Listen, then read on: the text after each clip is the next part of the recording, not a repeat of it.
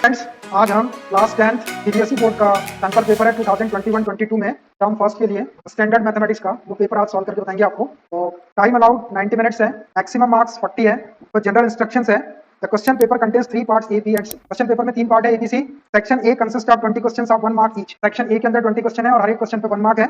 Any 16 question are to be attempted. कोई 16 question आपको attempt करना है। Third, section B consist of 20 questions of 1 mark each. Any 16 question are to be attempted. B section में भी 20 question है, उसमें से कोई 16 आप अटेम्प्ट कर सकते हैं। Fourth, section C consist of 10 questions based on 2 case studies. Attempt any 8 questions. Section C के अंदर 10 क्वेश्चंस है, जो केस स्टडी के क्वेश्चन है उसमें से आपको कोई 8 अटेम्प्ट करना है। फिफ्थ नंबर के इंस्ट्रक्शन है there is no negative marking. कोई नेगेटिव मार्किंग नहीं है, मतलब आप पूरे क्वेश्चंस को टिक कर सकते हैं। चलिए स्टार्ट करते हैं सेक्शन ए।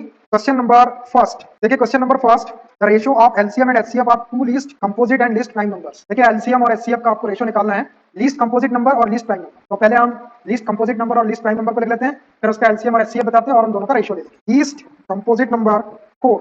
तो लीस्ट कंपोजिट नंबर होता है वो 4 होता है। कंपोजिट नंबर वो होते हैं जिनके 2 से ज्यादा फैक्टर होते हैं, मतलब वो 1 से डिवाइड होंगे, खुद से डिवाइड होंगे और किसी और नंबर से भी वो डिवाइड हो सकते हैं। तो 4 जो है वो सबसे छोटा कंपोजिट नंबर है, 1 से भी डिवाइड हो जाता है, 2 से भी हो जाता है और 4 से भी हो जाता है। तो ये लीस्ट कंपोजिट नंबर है। लीस्ट प्राइम नंबर 2 जो है वो सबसे छोटा प्राइम नंबर या लीस्ट प्राइम नंबर है। प्राइम नंबर वो होते हैं जिनके केवल 2 फैक्टर होते हैं, मींस वो केवल 2 नंबर से डिवाइड हो सकते हैं, एक 1 से और एक खुद से। तो ये 2 नंबर है हमारे पास में, लीस्ट कंपोजिट और लीस्ट प्राइम। इन दोनों के एलसीएम और एचसीएफ का हमको रेशियो लिखाना है। इन दोनों के एलसीएम और एचसीएफ का रेशियो क्या होगा? तो पहले हम इसका एलसीएम लिखते हैं। LCM of 4 and 2। 4 और 2 का एलसीएम 4 हो जाएगा। 4 एक ऐसा छोटे से छोटा नंबर है जो इन दोनों नंबर से डिवाइड हो जाता है, 4 से भी डिवाइड हो जाएगा और 2 से भी डिवाइड हो जाएगा। इसी का एचसीएफ ऑफ 4, 2। 4 और 2 का जो एचसीएफ है वो 2 होगा। एचसीएफ क्या होता है? ऐसा बड़े से बड़ा नंबर जो इन दोनों नंबर को डिवाइड कर दे। तो 2 जो है इस 4 को डिवाइड कर सकता है और 2 जो है इस 2 को डिवाइड कर देगा। तो 4 और 2 का एचसीएफ 2 आ गया, 4 और 2 का एलसीएम 4 आ गया। आपको मालूम है एलसीएम में बड़ा नंबर आता है और एचसीएफ में छोटा नंबर आता है। तो ये 2 हमारे एलसीएम और एचसीएफ आ गया। इसी को रेशियो बना के लिखते हैं। LCM is to HCF is equal to 4:2। या इसको लिख सकते हैं 4/2। ये 2 से कैंसिल हो जाएगा, 2 1 जा 2, 2 2 जा 4। तो ये आ गया 2/1 और 2/1 को हम लिख सकते हैं 2:1। तो which option is correct? Option B is correct. Question number second देखिए, the value of k for which the line 5x + 7y = 3 and 15x + 21y = k coincide is. देखिए 2 पेयर ऑफ लीनियर इक्वेशन दिए हुए हैं, तो k की किस value के लिए ये जो दोनों लाइनें हैं ये कोइंसाइड होगी। कोइंसाइड का मतलब होता है ओवरलैपिंग लाइन। अगर हम इन दोनों लाइन से ग्राफ ड्रा करें तो दोनों लाइनें जो है वो ओवरलैपिंग या एक के ऊपर एक आ जाएगी। तो k की किस वैल्यू के लिए वो दोनों लाइनें कोइंसाइड होगी या ओवरलैपिंग लाइन होगी, उसके लिए हमारे पास में कंडीशन थी a1/a2 = b1/b2 = c1/c2। तीनों रेशियो अगर इक्वल आ जाते हैं तो दोनों लाइनें कोइंसाइड हो जाती है या ओवरलैपिंग होती है या उसके इनफिनिट मेनी सफिशिएंट होते हैं। उस कांसेप्ट का हम यहाँ पे यूज कर लेंगे। पहले मैं दोनों इक्वेशन को लिख लेता हूँ। 5x + 7y = 3। हम 3 को इस साइड में शिफ्ट करके लिख सकते हैं। 5x + 7y - 3 = 0। And second equation है 15x + 21y = k। इसमें भी हम k को इस साइड लिख लेते हैं। 15x + 21y - k = 0। देखो ये पेयर ऑफ लीनियर इक्वेशन के फॉर्म में आ गए। फर्स्ट वाले इक्वेशन से और सेकंड वाले इक्वेशन से a1 b1 c1 और a2 b2 c2 की वैल्यू लिख लेते हैं। फर्स्ट इक्वेशन से a1 की वैल्यू हो जाएगी x का कोएफिशिएंट a1 = 5, b1 = y का coefficient 7 and c1 = -3। Second equation से a2 b2 c2 की वैल्यू लिखते हैं। a2 = x का कोएफिशिएंट 15, b2 = y का coefficient 21 and c2 = constant -k। For coincident lines, coincident lines के लिए हमारे पास में कंडीशन है a1/a2 = b1/b2 = c1/c2। इसके अंदर वैल्यू रख देते हैं हम a1 b1 c1 और a2 b2 c2 की। ये कंडीशन कोइंसिडेंट लाइन के लिए भी है और इसी को इनफिनिट मेनी सफिशिएंट्स के लिए भी बोलते हैं। तो व्हिच इंप्लाइज a1 की वैल्यू है 5, a2 है 15 = b1 है 7 और b2 की वैल्यू 21 c1 की वैल्यू है -3 और c2 की वैल्यू -k। k की वैल्यू हमको कैलकुलेट करना है, तो थोड़ा सॉल्व कर लो। 5 1 जा 5, 5 3 जा 15, 7 1 जा 7, 7 3 जा 21, माइनस साइन कैंसिल हो गया।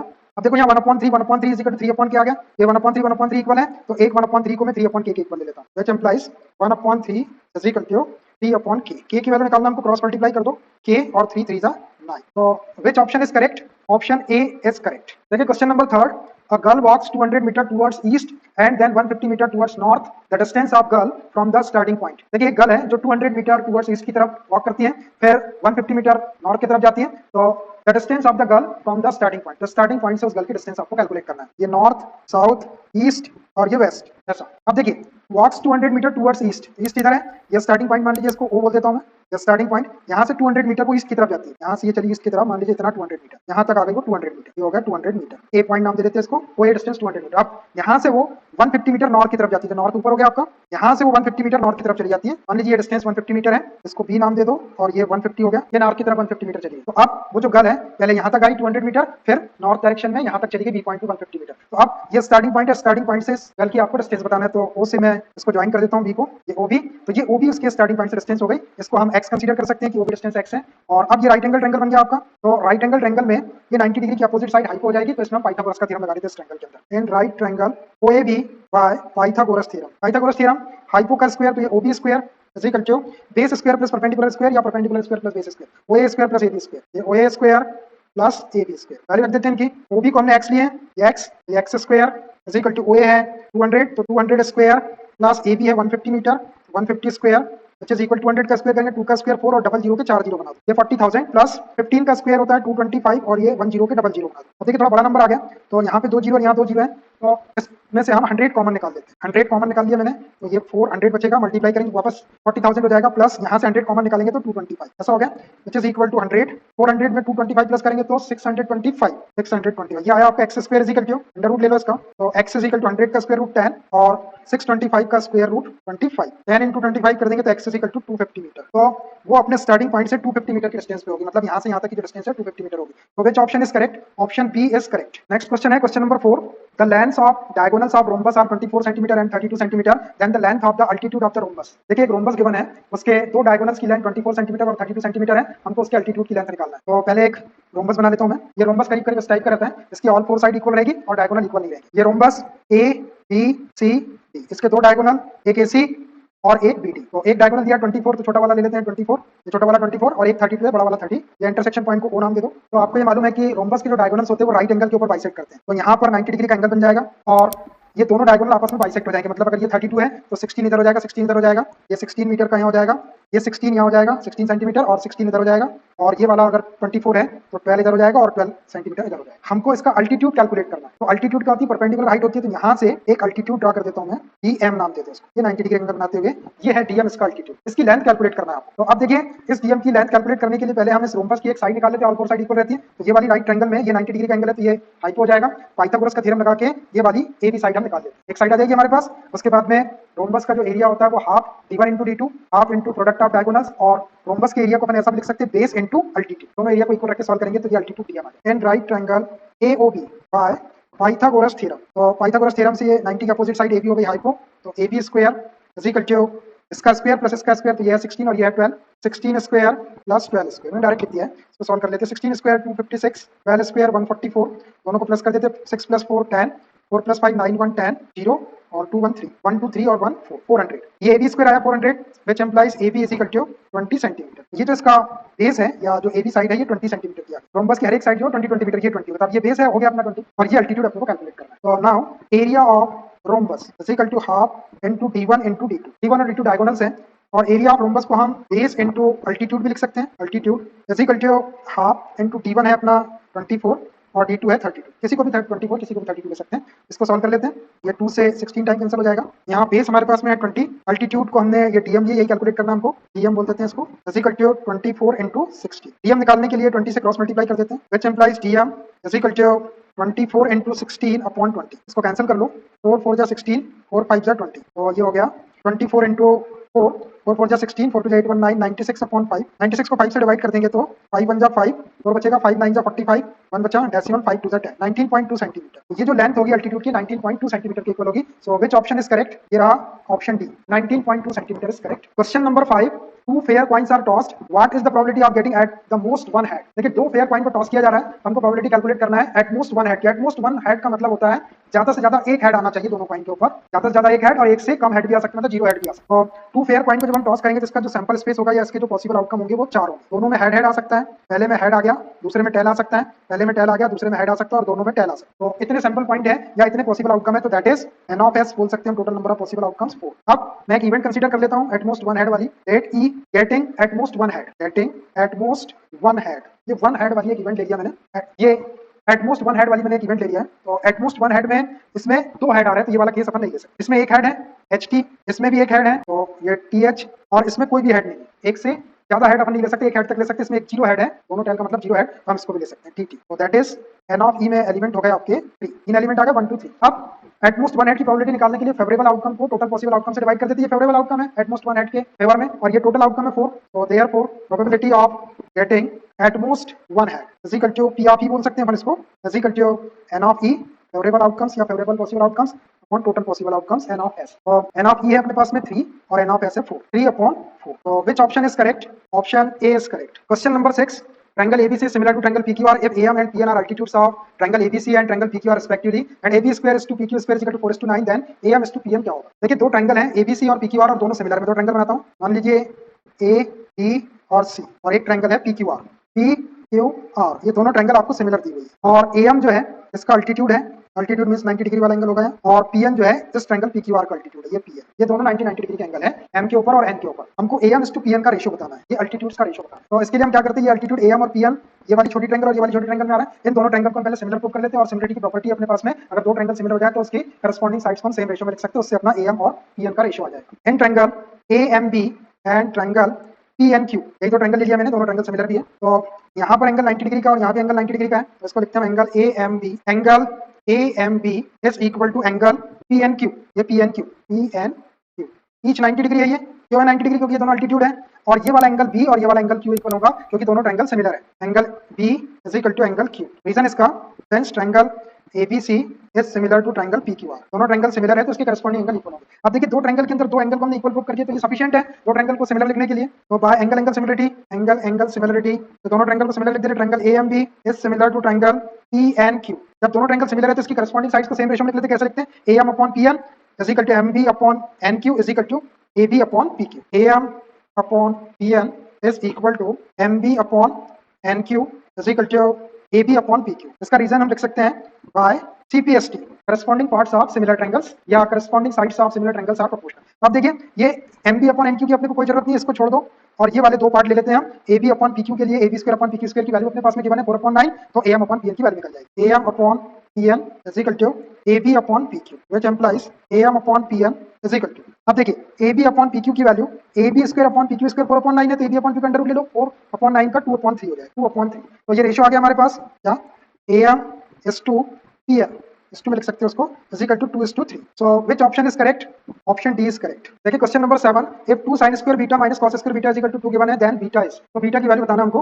तो 2 sin square beta minus cos square beta is equal to 2। यहाँ पर दो ट्रिग्नोमेट्रिकल रेशियो दिख रहा है sin बीटा और cos बीटा, तो मैं किसी एक को चेंज कर लेता हूँ, cos स्क्वायर बीटा को 1 माइनस sin स्क्वायर बीटा लिख देते हैं। तो which implies 2 sin square beta minus और cos स्क्वायर बीटा को 1 माइनस sin स्क्वायर बीटा लिख सकते हैं इज इक्वल टू 2। हमारे पास आइडेंटिटी है sin square beta plus cos square beta is equal to 1, तो cos square beta is equal to 1 minus sin square beta, theta के place पे बीटा रख दो, ब्रैकेट खोल देते हैं, which implies 2 sin square beta minus 1 plus sin square beta is equal to 2। 2 sin square beta plus sin square beta 3 sin square beta हो जाएगा, ये माइनस 1 को इधर शिफ्ट करेंगे तो 2 प्लस 1 हो जाएगा। 3 sin square beta is equal to 3, 3 से 3 कैंसिल हो जाएगा, 1 टाइम 1 बच गया। sin square beta is equal to 1, under root ले लो इसका, तो sin beta is equal to 1 आ जाएगा, अंडर रूट ले लेंगे तो 1 जाएगा। अब हमको बीटा की वैल्यू चाहिए, तो ये वाली 1 वैल्यू sin में किसकी होती है 90 डिग्री, तो which implies sin beta is equal to 1 को लिख देते हैं sin 90 डिग्री। sin से sin एडजस्ट हो जाएगा या कंपेयर हो जाएगा, तो beta is equal to 90 degree. तो option D is correct 90 degree। Question number 8, prime factors of denominator of a rational number with the decimal expansion 44.123 are। देखिए एक डेसिमल एक्सपेंशन है 44.123 और ये 44 के बाद में 1 2 3 डिजिट के बाद में ये प्रोसेस स्टॉप हो जा रही है, इसको टर्मिनेटिंग डेसिमल बोलते हैं। ये है टर्मिनेटिंग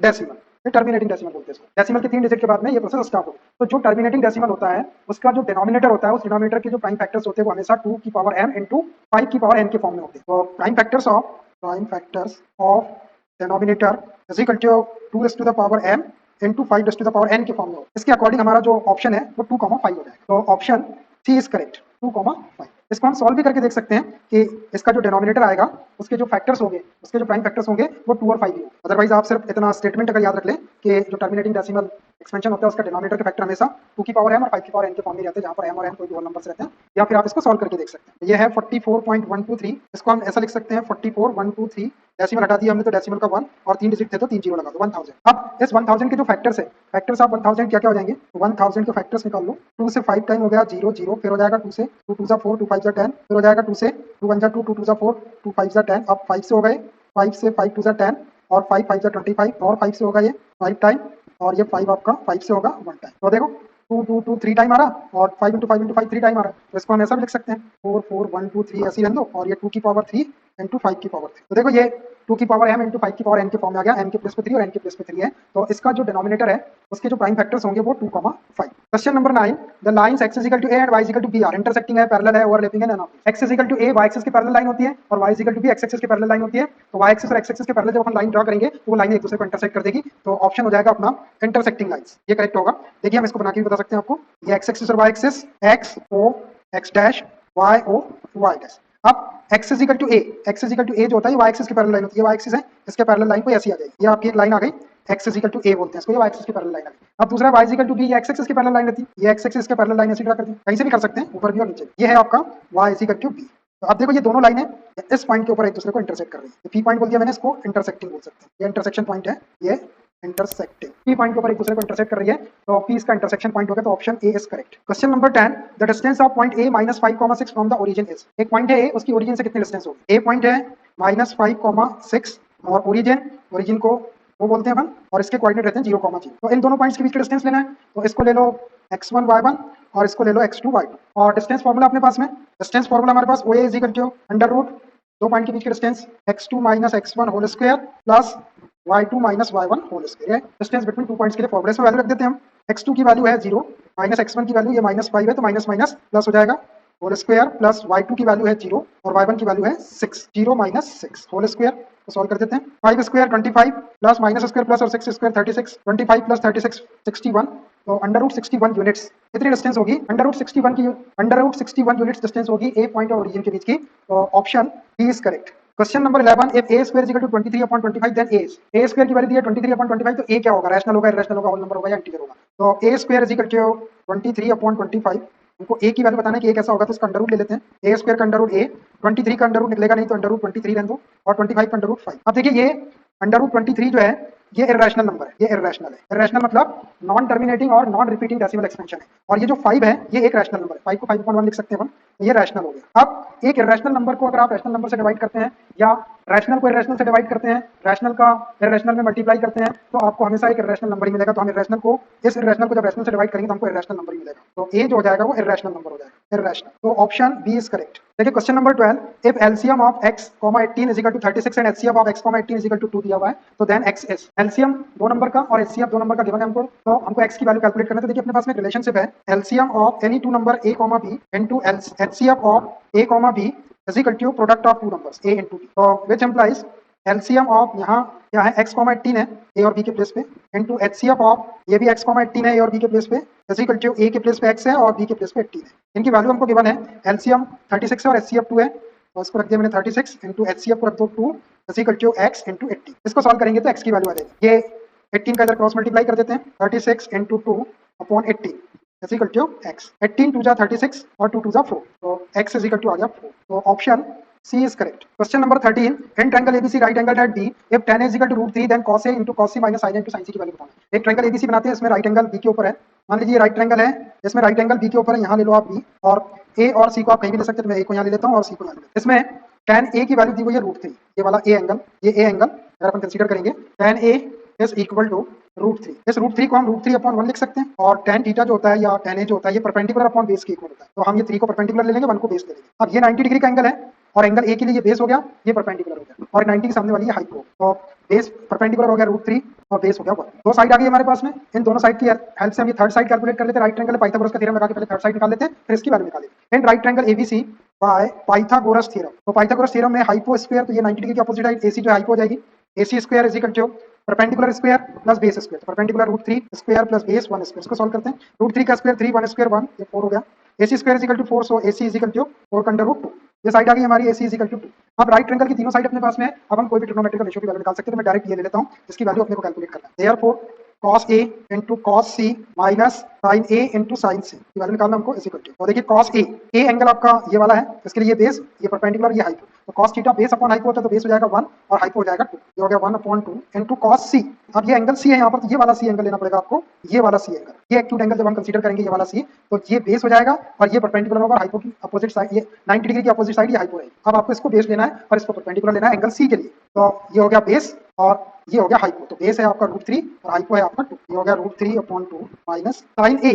ए एंगल के लिए यही वाला बेस और ये परपेंडिकुलर, तो sine A perpendicular upon hypo, ये परपेंडिकुलर और ये hypo, √3 upon into sine C, तो ये सी एंगल के लिए ये बेस, ये परपेंडिकुलर और ये हाइपो, ये परपेंडिकुलर 1 और हाइपो 2, 1/2। अब ये 1/2 इंटू √3/2, ये 1/2 इंटू √3/2, ये प्लस का माइनस का नहीं कैंसिल कर देते दोनों को, ये पूरा कैंसिल हो जाएगा प्लस माइनस, तो finally we have got 0। So which option is correct? Option B is correct. देखिए question number 14, if angles of triangle ABC are in the ratio 1:1:2 respectively, the largest angle being angle C, then the value of sec A upon cosec B minus tan A upon cot। देखिए triangle ABC में तीन angle का ratio दिया हुआ है 1:1:2, और उसमें जो सबसे बड़ा एंगल है वो C एंगल है, लार्जेस्ट एंगल C है, तो आपको इसकी वैल्यू कैलकुलेट करना है। तो मैं तीन एंगल को सपोज कर लेता हूँ, लेट A को ले लेते हैं अपन x, angle B is equal to भी x ले लो, and angle C is equal to 2x ले लेते हैं। क्यों? क्योंकि रेशियो 1:1:2 दिया हुआ, सबसे बड़ा एंगल C है, तो C को हमने 2x लिया, A और B को आप x ले सकते हैं। अब एंगल सम प्रॉपर्टी आप ट्रायंगल अपने पास में है, since angle A plus angle B plus angle C is equal to 180 degree, triangle की एंगल सम प्रॉपर्टी वैल्यू रख देते हैं इसमें x plus 2x is equal to 180 degree, तो ये x प्लस 2x 4x हो जाएगा इज इक्वल टू 180 डिग्री, 4 से डिवाइड कर लो 180 को, x इज इक्वल टू 4 4 जा 16, 4 5 जा 20, 45 डिग्री, तो देयरफॉर A और B एंगल क्या हो गए, A is equal to 45 degree, B is equal to भी x है तो ये भी 45 हो जाएगा, B is equal to x है तो ये भी 45 डिग्री, एंड एंगल C जो है 2x है तो 45 टू जा 90 डिग्री हो गया। अब हम इसकी वैल्यू निकाल सकते हैं, इसमें अपने को A और B एंगल की वैल्यू रखना है, A और B दोनों 45 है, therefore sec A upon cosec B minus tan A upon cot B, value रख देते हैं इसके अंदर, sec 45 degree upon cosec 45 degree minus tan 45 degree upon cot 45 degree, इनकी वैल्यू रख देते हैं, सेक 45 cos 45 की वैल्यू 1/√2, तो sec 45 की रिवर्स कर लेंगे तो √2, तो sec 45 sin 45 1/√2, तो cosec 45 √2 माइनस tan 45 1 cot 45 भी 1, ये √2 से √2 वन टाइम कैंसिल हो जाएगा, तो ये आ गया हमारा 1/1 माइनस 1/1, माइनस 1 प्लस 1 को कैंसिल कर लो, तो finally this is equal to 0, तो option A is correct. Question number 15, the number of revolutions made by a circular wheel of radius 0.7 metre in rolling a distance of 176 metre is. देखिए एक circular wheel है, उसकी radius 0.7 metre है और वो 176 metre की distance role हो रहा है या कवर कर रहा है, तो 176 मीटर की डिस्टेंस कवर करने में उसको कितने नंबर ऑफ रिवॉल्यूशंस लगेंगे ये कैलकुलेट करना है। मान लीजिए ये व्हील है और ये डिस्टेंस वो कवर कर रहा है, ऐसा रोल हो रहा है, वो ये व्हील है और ये डिस्टेंस वो कवर कर रहा है, ये टोटल डिस्टेंस जो है ये है 176 मीटर की डिस्टेंस है, और इस व्हील की जो रेडियस है वो है 0.7 मीटर, तो ये कितने बार ऐसा घूमेगा, कितने ऐसे रोटेशन लगाएगा कि ये डिस्टेंस कवर हो जाए। Number of revolutions is equal to total distance covered by wheel, एक रिवॉल्यूशन में उसने कितनी डिस्टेंस कवर किया उससे इसको डिवाइड कर दे, divided by distance covered by wheel in one revolution, एक रिवॉल्यूशन को कितनी डिस्टेंस कवर करता है, टोटल डिस्टेंस 176 मीटर है, एक रिवॉल्यूशन में जब ये व्हील एक रोटेशन कंप्लीट कर लेगा तो इसमें ये इसकी सर्कमफरेंस के बराबर डिस्टेंस कवर करेगा, और व्हील की सर्कमफरेंस या सर्कल की सर्कमफरेंस जो है वो 2πr होती है। इसमें वैल्यू लिख देते हैं 176/2 इंटू पाई की वैल्यू 22/7 है, तो 7 को ऊपर लिख देता हूं मैं, इंटू आर है आपका 0.7, इसको सॉल्व करते हैं, ये डेसिमल हटाते हैं, डेसिमल का 1 और ये एक डिजिट था 1 0, अब इसको सॉल्व कर लेते हैं, 176 into 7 into 10 upon 2 into 22 into 7, तो कैंसिल कर लो, ये 7 से 7 कैंसिल, 2 से 5 टाइम कैंसिल हो जाएगा, और ये हो जाएगा आपका 11 से कर लो, 11 2 जा 22, 11 1 जा 11, 11 6 जा 66, और ये 2 से 8 टाइम कैंसिल हो जाएगा, 8 और 5 बचा, 8 इंटू 5, 8 5 जा 40, 40 रिवॉल्यूशंस में वो 176 मीटर की डिस्टेंस कवर कर लेगा। Option D is correct. Question number 16, triangle ABC is such that AB is equal to 3 cm, BC is equal to 2 cm, CA is equal to 2.5 cm. If triangle ABC is similar to triangle DEF, EF is equal to 4 cm, then perimeter of DEF. तो DEF triangle की perimeter निकालना है, तो DEF triangle की एक side EF हमको given है 4 centimetre की, तो इसकी बची वाली दो साइड हमको निकालना पड़ेगा DE और DF, और तीनों साइड को जब अपन ऐड कर देंगे तो ट्रायंगल का पेरीमीटर आ जाएगा। तो दो सिमिलर ट्रायंगल है ABC और DEF, मैं दो सिमिलर ट्रायंगल बना लेता हूँ, मान लीजिए ABC और ये DEF, ये दो ट्रायंगल है, ये ABC और ये DEF, ये दोनों ट्रायंगल आपस में सिमिलर दी हुई है, इनकी साइड्स दी हुई है, AB है 3 सेंटीमीटर, ये 3 है, BC है 2 सेंटीमीटर और CA है 2.5, ये 2.5 CA ऐसे बोल सकते हैं, और इधर आपको DEF ट्रायंगल में EF है 4 सेंटीमीटर, ये है 4 सेंटीमीटर, तो हमको इस ट्रायंगल की पेरीमीटर निकालना है, तो पेरीमीटर को दिस साइड प्लस दिस करना पड़ेगा, तो ये D और DF हमको कैलकुलेट करना पड़ेगा, आप तीनों साइड को प्लस कर दो, तो देखो ये दोनों ट्रायंगल सिमिलर है, तो इसकी करस्पॉन्डिंग साइड्स को हम सेम रेशियो में लिख सकते हैं, AB अपॉन DE इज इक्वल टू ये BC upon EF is equal to AC upon DF, value रख देते हैं इनकी, इसका रीजन लिख देते हैं by CPST means corresponding parts of similar triangle. अब वैल्यू रखते हैं इसके अंदर, AB की वैल्यू है, AB है 3, DE हमको कैलकुलेट करना अभी, BC है 2, EF है 4, AC या CF की लेंथ जो है वो 2.5 है, और ये DF, ये 2 1 जा 2 और 2 2 जा 4, तो इसके दो पार्ट ले लेते हैं, इन दोनों को ले लेते हैं तो DE की वैल्यू आ जाएगी, और इन दोनों को ले लेते हैं तो DF की वैल्यू आ जाएगी, डायरेक्ट निकाल देता हूं मैं, therefore DE is equal to ये DE को क्रॉस मल्टीप्लाई यहां कर दो और 2 का क्रॉस मल्टीप्लाई यहां कर दो, तो DE is equal to 6 centimetre हो जाएगा, एंड ये लास्ट के दो पार्ट ले लेते हैं, 1/2 is equal to 2.5 into D upon DF, इसको क्रॉस मल्टीप्लाई करो, DF का 1 में DF और 2 का 2.5 में करेंगे तो 5, DF is equal to 5 centimetre. अब हम ट्रायंगल DEF का पेरीमीटर लिख सकते हैं, तीनों साइड हो गई अपने पास, ये 4 है, 6 है और ये 5, therefore perimeter of triangle DEF is equal to DE plus EF plus D F, तीनों की वैल्यू रख दो। डी की वैल्यू है 6, ई एफ है 4 प्लस डी एफ है 5, 6 प्लस 4 10 प्लस 5 15 सेंटीमीटर हो जाएगी। तो option B is correct. Question number 17 in figure if D parallel to BC, AD is equal to 3 cm, BD is equal to 4 cm and BC is equal to 14 cm then D equal to, ये figure दिया हुआ है, इसमें D जो है वो BC के parallel है, AD आपको गिवन है 3 cm, ये AD 3 है और BD है 4 cm, ये BD 4, BC 14 cm है, तो हमको D कैलकुलेट करना है, ये वाली साइड, ये D कैलकुलेट करना है, क्वेश्चन मार्क लगा दिया हमने D। तो अब देखिए D जो है वो BC के पैरेलल है, ये वाले जो दो एंगल होंगे ट्रायंगल ADE के अंदर और ट्रायंगल ABC के अंदर, ये वाला एंगल इस एंगल के इक्वल होगा, करस्पॉन्डिंग एंगल, और ये वाला एंगल इस एंगल के इक्वल होगा, ये भी करस्पॉन्डिंग एंगल, और एंगल A जो है ये दोनों ट्रायंगल के अंदर कॉमन, तो इन दोनों ट्रायंगल के तीनों एंगल इक्वल है, तो ये दोनों ट्रायंगल सिमिलर हो जाएगी, A angle angle angle similarity से दोनों ट्रायंगल सिमिलर हो जाएगी, और दो ट्रायंगल जब सिमिलर हो जाएगी तो हम इसकी करस्पॉन्डिंग साइड्स को सेम रेशियो में लिख सकते हैं, तो ये डी की वैल्यू आ जाएगी। तो triangle ADE is similar to triangle ABC, angle मैंने ऐसे बोल के बताया, आपको लिखा नहीं है, तो ये दोनों ट्रायंगल सिमिलर हो गई, therefore AD upon AB is equal to DE upon BC is equal to AE upon AC। तो ये AE और AC के बारे में तो AE और AC के बारे में तो कुछ मालूम नहीं है, इस वाले पार्ट को छोड़ दो, ये दो पार्ट ले लेते हैं, इसमें अपनी वैल्यू रख देंगे, व्हिच इंप्लाइज या टेकिंग लिख सकते हैं, taking AD upon AB is equal to DE upon BC। तो AD हमारे पास में है 3 और AB कितना हो जाएगा, पूरा AB है 3 प्लस 4 7 हो जाएगा। DE आपको कैलकुलेट करना है, ये DE को D रहने देते हैं, और BC आपको गिवन है 14, बस इसको सॉल्व कर लो, ये 7 से 14 को ही कैंसिल कर देता हूँ मैं 2 टाइम, अब ये 2 का क्रॉस मल्टीप्लाई कर लेते हैं इधर, तो D इज इक्वल टू 3 2 जा 6 सेंटीमीटर, ये जो साइड है इसकी लेंथ 6 सेंटीमीटर होगी, तो which option is correct, option B is correct. Question number 18 if 4 tan beta is equal to 3 then 4 sin beta minus 3 cos beta upon 4 sin beta plus 3 cos beta की value निकालना है। 4 tan beta is equal to 3 which implies tan beta is equal to 3 upon 4 हो जाएगा। Basically tan theta क्या होता है, perpendicular upon base होता है, तो ये आपका परपेंडिकुलर हो जाएगा और ये आपका बेस हो जाएगा। एक राइट ट्रायंगल में इनको मेंशन कर देते हैं और पाइथागोरस का थ्योरम लगा के थर्ड साइड निकाल देंगे। मान लीजिए राइट ट्रायंगल है, ये 90 डिग्री का एंगल हो गया और ये वाले एंगल को बीटा ले लेते हैं, ये एंगल बीटा है, नाम दे देते हैं इसको ABC, इसमें ये 90 डिग्री का एंगल है और ये बीटा एंगल अपने को कंसीडर करना है, tan बीटा की वैल्यू है, तो ये बीटा के लिए ये एक्यूट एंगल हो गया, तो ये बेस हो गया, ये परपेंडिकुलर हो गया, और ये 90 की अपोजिट साइड हाइपो, परपेंडिकुलर हो गया 3, ये 3 और बेस हो गया 4। पाइथागोरस का थ्योरम लगा के ये अपोजिट साइड निकाल लेते हैं इसकी हाइपो वाली, in right triangle ABC by Pythagoras theorem, तो हाइपो स्क्वायर, हाइपो है AC square is equal to perpendicular 3 square और base 4 square, 3 square plus base 4 square, किसी को भी बेस और किसी को परपेंडिकुलर ले सकते हैं, ये बीटा के लिए इसको बेस और इसको perpendicular, 3 square 9 4 square 16 9 plus 16 25 AC square आया, सो AC इज इक्वल टू 5, ये जो साइड आ गई ये आ गई 5 की। अब हमारे पास में राइट ट्रायंगल की तीनों साइड्स हैं, अब हम कोई भी ट्रिग्नोमेट्रिक रेशियो की वैल्यू लिख सकते हैं, तो अब मैं इसी को ले लेता हूं जिसकी वैल्यू अपने को कैलकुलेट करना है, therefore 4 sin beta minus 3 cos beta upon 4 sin beta plus 3 cos beta, इसी के अंदर वैल्यू रख देते हैं, ये 4 sin बीटा, ये बीटा एंगल है, तो इसके लिए बेस और ये परपेंडिकुलर हो गया और ये हाइपो, तो sin beta perpendicular upon hypo, ये परपेंडिकुलर और ये हाइपो, तो 3 upon 5 minus 3 cos beta base upon hypo, तो बेस हो गया 4 और हाइपो हो गया 5, 4 अपॉन 5, नीचे वैल्यू रख देते हैं 4, यही सेम वैल्यू sin बीटा की 3 अपॉन 5 माइ प्लस 3 और cos बीटा की सेम ऊपर वाली वैल्यू 4 अपॉन 5, इसको सॉल्व कर लेते हैं, which is equal to 4 3 12 upon 5 minus 3 4 12 upon 5, denominator में 4 3 12 अपॉन 5 प्लस 3 4 12 अपॉन 5, लेकिन न्यूमरेटर में नेगेटिव 12 अपॉन 5 और पॉजिटिव 12 अपॉन 5 कैंसिल, न्यूमरेटर इसका 0 हो गया, तो किसी भी क्वांटिटी से 0 को डिवाइड कर दिया पूरा 0 हो जाएगा total, which is equal to 0, तो आगे सॉल्व करने की जरूरत नहीं, डायरेक्ट 0 लिख सकते, तो which option is correct, option A is correct. Question number 19 if one equation of a pair of dependent linear equations is -5x + 7y = 2 the second equation can, देखिए one equation of pair of dependent linear equation है दो,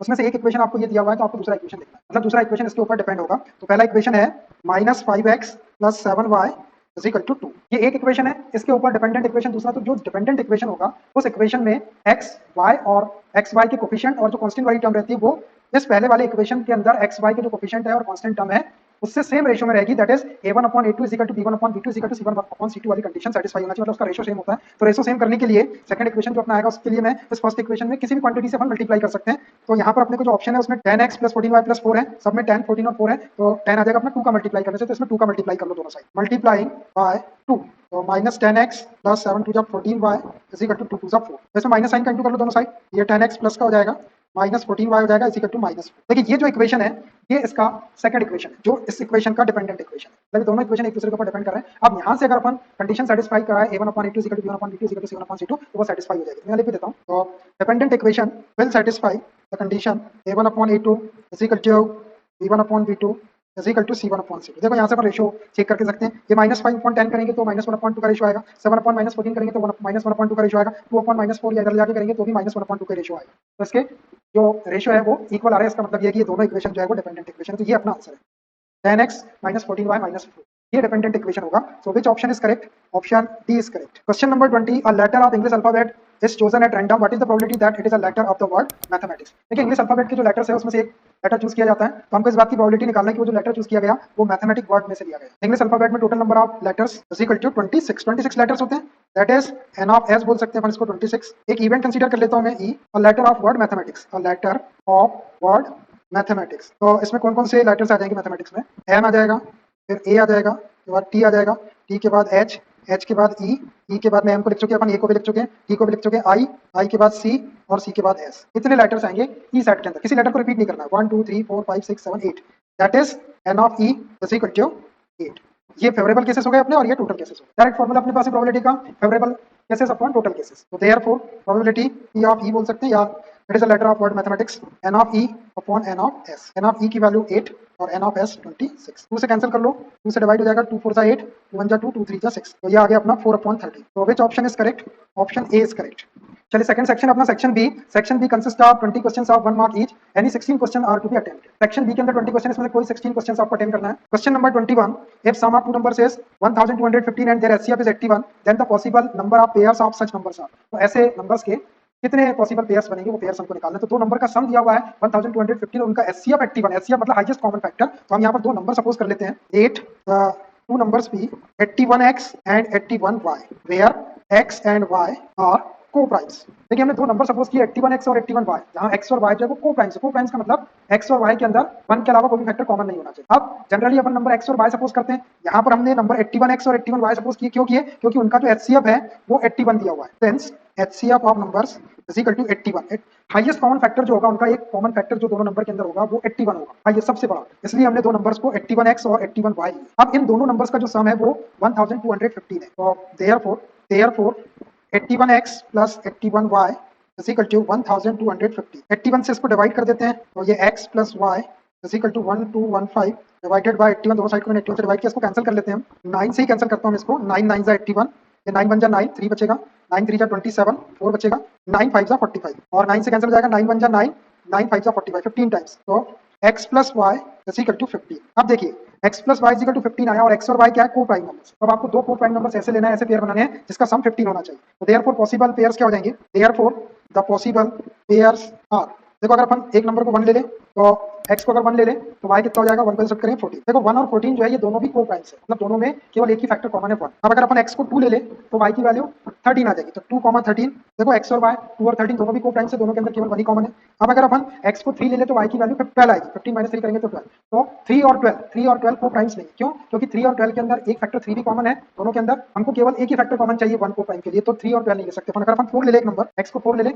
तो y की value 15 minus 4 11 हो जाएगी। तो 4, 11 आ जाएगा, क्योंकि 4 और 11 को प्राइम्स है। उसके बाद 5 अगर अपन लेते हैं x तो y की वैल्यू 10 आ जाएगी, 5 और 10 को प्राइम नहीं है। अगर अपन x की वैल्यू 6 लेते हैं तो y की वैल्यू 9 आ जाएगी, 6 और 9 भी को प्राइम नहीं है। अपन 7 लेते हैं अगर x की वैल्यू तो y की वैल्यू 15 माइनस 7 8, 7 और 8 जो है वो को प्राइम्स है। उसके बाद अगर x की वैल्यू 9 लेते हैं तो y की वैल्यू 6 आ जाएगी, 9 और 6 को प्राइम नहीं है। फिर अगर अपन 10 और 5 लेते हैं तो 10 और 5 भी को प्राइम नहीं है। 11 और 4 अपन ले चुके हैं, हाँ बाकी के सारे नंबर अपन ले चुके हैं। अब नंबर लेके आपको ये रिपीट हो जाएंगे, तो 1 2 3 और ये केवल 4 पेयर बनेंगे ऐसे, इज इक्वल टू 4 पेयर्स। तो ऐसे नंबर्स के 4 पेयर्स बनेंगे। So which option is correct? Option C is correct. Question number 22, given below is the graph representing two linear equations by lines AB and CD respectively. What is the area of the triangle formed by these two lines and the line x is equal to 0? line x is equal to 0 का मतलब होता है y axis, ये है y axis, x is equal to 0 means y axis। तो AB ये line है AB और ये लाइन है CD, ये दोनों लाइन है और x इज इक्वल टू 0 मतलब ये y एक्सिस। तो इस ट्रायंगल का एरिया कितना होगा? ये वाली ट्रायंगल है, इसका एरिया कितना होगा ये हमको बताना है। यहाँ देखो इस ट्रायंगल में हम इसको बेस ले लेते हैं और यहाँ से हम एक परपेंडिकुलर ड्रा कर देते हैं, इसके ऊपर CM नाम दे देता हूँ मैं इसका। तो बेस कितना हो जाएगा इसका? ये AD बेस हो जाएगा और CM इसकी हाइट या अल्टीट्यूड हो जाएगा। ये ग्राफ के थ्रू अपन काउंट करके इनकी वैल्यू निकाल सकते हैं, CM की और AD की। तो area of triangle ACD is equal to half base है आपका AD इनटू अल्टीट्यूड CM ले लो या height CM is equal to 1/2 AD की वैल्यू काउंट करो, यहाँ से लेके यहाँ तक डिस्टेंस है ये यहाँ से देखो ये 1 2 3 4 5 और ये 6, ये 4 ऊपर है और ये 2 नीचे -2 है, लेकिन जब डिस्टेंस लेंगे तो पॉजिटिव लेना पड़ता है। टोटल 6 यूनिट हो गई इनटू CM ये है ये 1 और ये 1 2 यूनिट्स, 2 से 2 cancelled which is equal to 6 square units. तो which option is correct? Option C is correct. Question number 23, if tan alpha plus cot alpha is equal to 2 then tan raised to the power 20 alpha plus cot raised to the power 20 alpha is equal to. देखिए condition दी हुई है हमको tan alpha plus cot alpha is equal to 2 दिया हुआ है, तो इसकी वैल्यू निकालना है। तो मैं कंडीशन को ले लेता हूँ, tan alpha plus cot alpha is equal to 2 दिया हुआ है। तो देखिए यहाँ से हम अल्फा की वैल्यू निकालना हमको और वो अल्फा की वैल्यू को उठा के हम यहाँ रख देंगे तो हमारा आंसर आ जाएगा। तो इसको मैं ऐसे रहने देता हूँ, tan अल्फा को ऐसे रहने दो प्लस cot अल्फा को भी ऐसे रहने दो और ये जो 2 दिख रहा है इसको अपन 1 + 1 लिख सकते हैं। अब हमको अल्फा की वैल्यू के दोनों एंगल सेम है, तो ये 1 को मैं tan 45 लिख देता हूँ और इस 1 को cot 45 लिख देता हूँ। tan 45 और cot 45 की वैल्यू 1 होती है। tan alpha plus cot alpha is equal to tan 45 degree plus cot 45 degree की वैल्यू भी 1 होती है। अब अगर अपन दोनों साइड को कंपेयर कर ले तो tan alpha is equal to tan 45 और cot alpha is equal to cot 45। तो अल्फा की वैल्यू कहीं से भी निकालेंगे आप तो 45 ही आएगी, यहाँ से भी 45 और यहाँ से भी 45। तो देयरफॉर कंपेयर कर लो इसको, on comparing alpha is equal to 45 degree. ये मैंने ऐसे निकाल दिया, आप कोई और तरीके से भी सॉल्व करेंगे तो भी ये 45 डिग्री आएगा। ये cot को 1/10 लिख के सॉल्व करेंगे तो भी अल्फा की वैल्यू 45, मैंने शॉर्ट में 45 निकाल दिया इसका। अब इस 45 डिग्री को हम यहाँ पर रख देते हैं जो हमको कैलकुलेट करना है उसमें। Therefore tan raise to the power 20 alpha plus cot raise to the power 20 alpha is equal to, इसको लिख सकते हैं tan alpha whole raise to the power 20 plus cot alpha whole raise to the power 20। जब ये bracket खुलेगा तो केवल tan की पावर 20 और cot की पावर 20 होगी, एंगल में कोई चेंजेस नहीं आता है। तो ये हो जाएगा tan 45 डिग्री की पावर 20 प्लस cot 45 डिग्री की पावर भी 20 which is equal to tan 45 की वैल्यू 1 की पावर 20 प्लस cot 45 की वैल्यू भी 1 इसकी पावर 20। 1 की पावर आप कुछ भी कर दो 1 ही रहता है, 1 प्लस 1 की पावर 21, 1 प्लस 1 2। तो इसकी जो वैल्यू हो जाएगी 10 raise to 20 plus cot raise to 20 alpha is equal to 1 plus 1 2। तो which option is correct? Option B is correct. Question number 24, if 217x plus 131y is equal to 913 और second equation है 131x plus 217y is equal to 827, then x plus y is।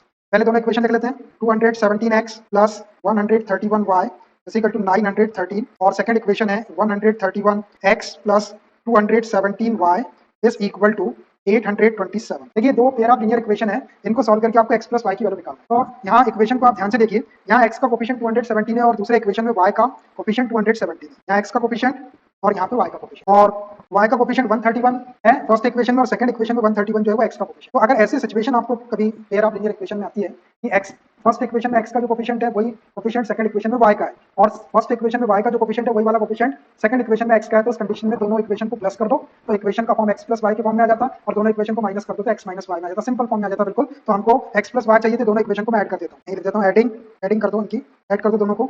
Add करने में आपको मालूम है sign change करने की जरूरत नहीं पड़ती। 7 और 1 8, 1 plus 3 4 213 348x plus 7 1 8 314 213 348y is equal to 3 plus 7 10 1 2 3 1 4 9 और 8 17। तो यहाँ से 348 से इसको डिवाइड कर लेते हैं तो x प्लस y हो जाएगा, इधर ये x हो जाएगा ये y हो जाएगा, और इसको 348 से डिवाइड कर लो, 348 से डिवाइड कर दिया हमने दोनों साइड को। अब इसको कैंसिल कर लेते हैं, कैंसिल कर लो इसको, 4 से कैंसिल करता हूँ मैं, 4 8 जा 32 और 4 7 जा 28, 4 4 जा 16, 4 3 जा 12 और 4 5 जा 20। अब 3 से हो जाएगा ये, 3 2 जा 6, 3 9 जा 27, 3 1 जा 3, 3 4 जा 12, 3 5 जा 15 और 29 से ये 5 टाइम कैंसिल हो जाता है, 145 5 टाइम कैंसिल कर सकते हैं इसको। तो x प्लस वाई आ गया हमारा, x plus y is equal to 5। तो which option is correct? Option A is correct. 5 आ जाएगी x प्लस वाई की वैल्यू, सिंपली आपको प्लस कर देना है, और कभी x माइनस वाई की वैल्यू पूछता है तो आप माइनस कर दो। Question number 25, the LCM of two prime numbers p and q where p is greater than q is 221, find the value of 3p minus q। तो 3p minus q की वैल्यू निकालने के लिए हमको p और q की value अलग अलग निकालना पड़ेगा, फिर इसमें रख देंगे। तो देखो LCM of two prime number, दो प्राइम नंबर p और q और उसका एलसीएम 221 दिया हुआ है, तो हमारे पास रिलेशनशिप है LCM of two numbers p, q into HCF of same number p, q is equal to product of numbers होता है p into q, ऐसा होता है। अब देखिए p और q प्राइम नंबर दिए और इसका एलसीएम दिया हुआ है 221, ये 221 इनटू एचसीएफ। अब p और q जो प्राइम नंबर है तो कोई भी दो प्राइम नंबर का एचसीएफ जो होता है वो 1 ही होता है, क्योंकि कोई भी दो प्राइम नंबर लेंगे तो उसमें केवल एक ही फैक्टर कॉमन होता है 1, तो 1 उसका हाईएस्ट कॉमन फैक्टर हो जाएगा जो दोनों में रहेगा, तो HCF of p and q 1 हो जाएगा is equal to p into q। मैं लिख देता हूं मैं, since HCF of prime numbers is equal to 1, कोई भी प्राइम नंबर्स ले लो उनका एचसीएफ आप निकालेंगे तो 1 ही आएगा। तो यहाँ से pq की वैल्यू आ गई हमारी 221, तो pq इज इक्वल टू 221। अब हमको p और q की वैल्यू चाहिए, तो p को वहीं रख देता हूं मैं, q का क्रॉस मल्टीप्लाई कर लेता हूं 221 अपॉन q। अब देखो, अब p की वैल्यू निकालने के लिए अपना q प्राइम नंबर होना चाहिए, अब इससे ज्यादा कुछ अपने क्वेश्चन में गिवन नहीं है, और p की जो वैल्यू है वो q से ग्रेटर है, तो मैं q की कोई भी वैल्यू यहाँ पे रखते जाता हूँ प्राइम नंबर, और उससे इसको कट कर लेंगे तो वो p आ जाएगा, और जिस नंबर से इसको कट करेंगे वही आपका q हो जाएगा। तो पहला प्राइम नंबर है 2 है, तो 2 से तो ये डिवाइड होगा नहीं, 2 के बाद में 3 से भी है, 3 7 जा 20 फिर 11 आ जाएगा, नहीं होगा। 3 के बाद में 5 से नहीं होगा डिवाइड, 5 के बाद में 7 से 7 3 जा 21 नहीं होगा, 7 से भी, 7 के बाद में 11 से 11 2 जा 22 नहीं होगा, 11 के बाद में 13 से हो जाएगा ये divide, q is equal to 13, और 13 से इस पे अपन कैंसिल करें तो 13 1 जा 13 प्लस 7 और 2 9 91, 13 7 जा 91, 13 7 जा 90, तो 13 से 17 टाइम ये कैंसिल हो रहा है। इसका मतलब ये है कि therefore p is equal to 17 and q is equal to 13। ये दोनों भी नंबर जो है वो प्राइम नंबर, देख लो 17 भी प्राइम है और 13 भी, आपका मैंने सीक्वेंस से वैल्यू रख के देखा है इसके अंदर, तो 13 से ये 17 टाइम डिवाइड हो रहा है, और p is greater than q भी दिख रहा है आपको, देखो 17 13 से ग्रेटर है, तो p और q की वैल्यू आ गई। अब अपन 3p माइनस q की वैल्यू निकाल सकते हैं, therefore 3p minus q is equal to 3 into p की वैल्यू 17 माइनस q है 13, 17 3 जा 51 माइनस 13, 11 माइनस 3 करेंगे तो 8, 4 माइनस 1 करेंगे तो 3, 38। तो which option is correct? Option C is correct. Question number 26, a card is drawn from a well shuffled deck of cards, what is the probability that the card drawn is neither a king nor a queen. 52 cards का एक well shuffled deck है, deck और pack एक ही बात होती है। उसमें से एक कार्ड निकाला जाता है, तो आप वो जो कार्ड है वो किंग भी नहीं होना चाहिए, neither a king nor a queen, ना किंग हो ना क्वीन हो, इस बात की प्रोबेबिलिटी निकालना है। तो total number of cards is equal to 52, that is N of S बोल सकते हैं आप। एक कार्ड निकालने के पॉसिबल वेज 52 हो जाएंगे। अब मैं एक इवेंट कंसीडर कर लेता हूँ, E let E event getting neither a king nor a queen, getting a drawing getting neither a king nor a queen. तो किंग भी नहीं आना चाहिए और क्वीन भी नहीं आना चाहिए। तो आपको पता है 4 किंग होते हैं और 4 क्वीन, तो 4 + 4 8 हो जाएगा। ये 8 कार्ड नहीं आएंगे, 8 के अलावा कोई और कार्ड आएगा। तो एन ऑफ ई क्या हो जाएगा इसका, that is N of E is equal to 52 में से 4 किंग को माइनस कर लो और 4 क्वीन को ही माइनस कर लो। 4 + 4 मतलब 8 माइनस कर लेंगे, तो 52 - 8 इज इक्वल टू 44 हो जाएगा। तो ना किंग और ना ही क्वीन आने वाले जो कार्ड है वो 44 हो गए। तो अब ये फेवरेबल केसेस हो गए और ये टोटल केसेस में डायरेक्ट प्रोबेबिलिटी निकाल सकते हैं। Therefore probability of getting neither a king nor a queen, n of E upon n of S. N of E की वैल्यू 44 और एन ऑफ एस 52। कैंसिल कर लो इसको, 4 से कैंसिल हो जाता है, 4 1 जा 4, 4 1 जा 4, 4 1 जा 4, 4 3 जा 12, 11/30। वो जो कार्ड होगा उसके king neither king nor a queen होने की प्रोबेबिलिटी 11/13 होगी। Which option is correct? Option A is correct. Question number 26, two pair dice are rolled simultaneously. दो पेयर डाइस को साइमल्टेनियसली रोल करते हैं। The probability that 5 will come up at least once. तो उनके ऊपर एटलीस्ट वंस 5 आने की प्रोबेबिलिटी निकालना है। एटलीस्ट वंस का मतलब ये होता है कि एक डाई के ऊपर 5 आए या दोनों डाई के ऊपर भी 5 आ सकता है। तो दो डाई को जब हम रोल करेंगे तो टोटल पॉसिबल आउटकम क्या हो जाएंगे? टोटल पॉसिबल आउटकम, एक डाई में 6 और दूसरे में 6, तो 6 × 6 36 पॉसिबल आउटकम होंगे। देखिए कौन कौन से 1, 1, 1, 2, 1, 3, 1, 4, 1, 5, 1, 6। सेकंड रो में लिख लो 2, 1, 2, 2, 2, 3, 2, 4, 2, 5, 2, 6। थर्ड रो में लिख लो 3, 1, 3, 2, 3, 3, 3, 4, 3, 5, 3, 6। फोर्थ रो में 4, 1, 4, 2, 4, 3, 4, 4, 4, 5, 4, 6।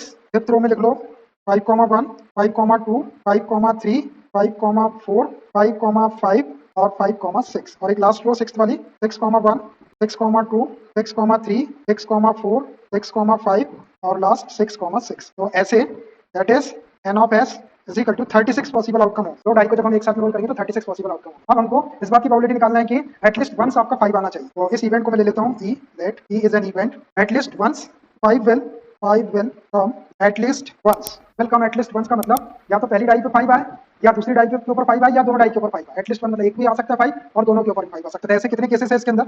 इसके केसेस काउंट कर लेते हैं अपन। देखो फर्स्ट रो के अंदर ये एक डाई के ऊपर 5 आ रहा है 1, 5। सेकंड रो के अंदर ये 2, 5। थर्ड रो के अंदर ये 3, 5। फोर्थ रो के अंदर ये 4, 5।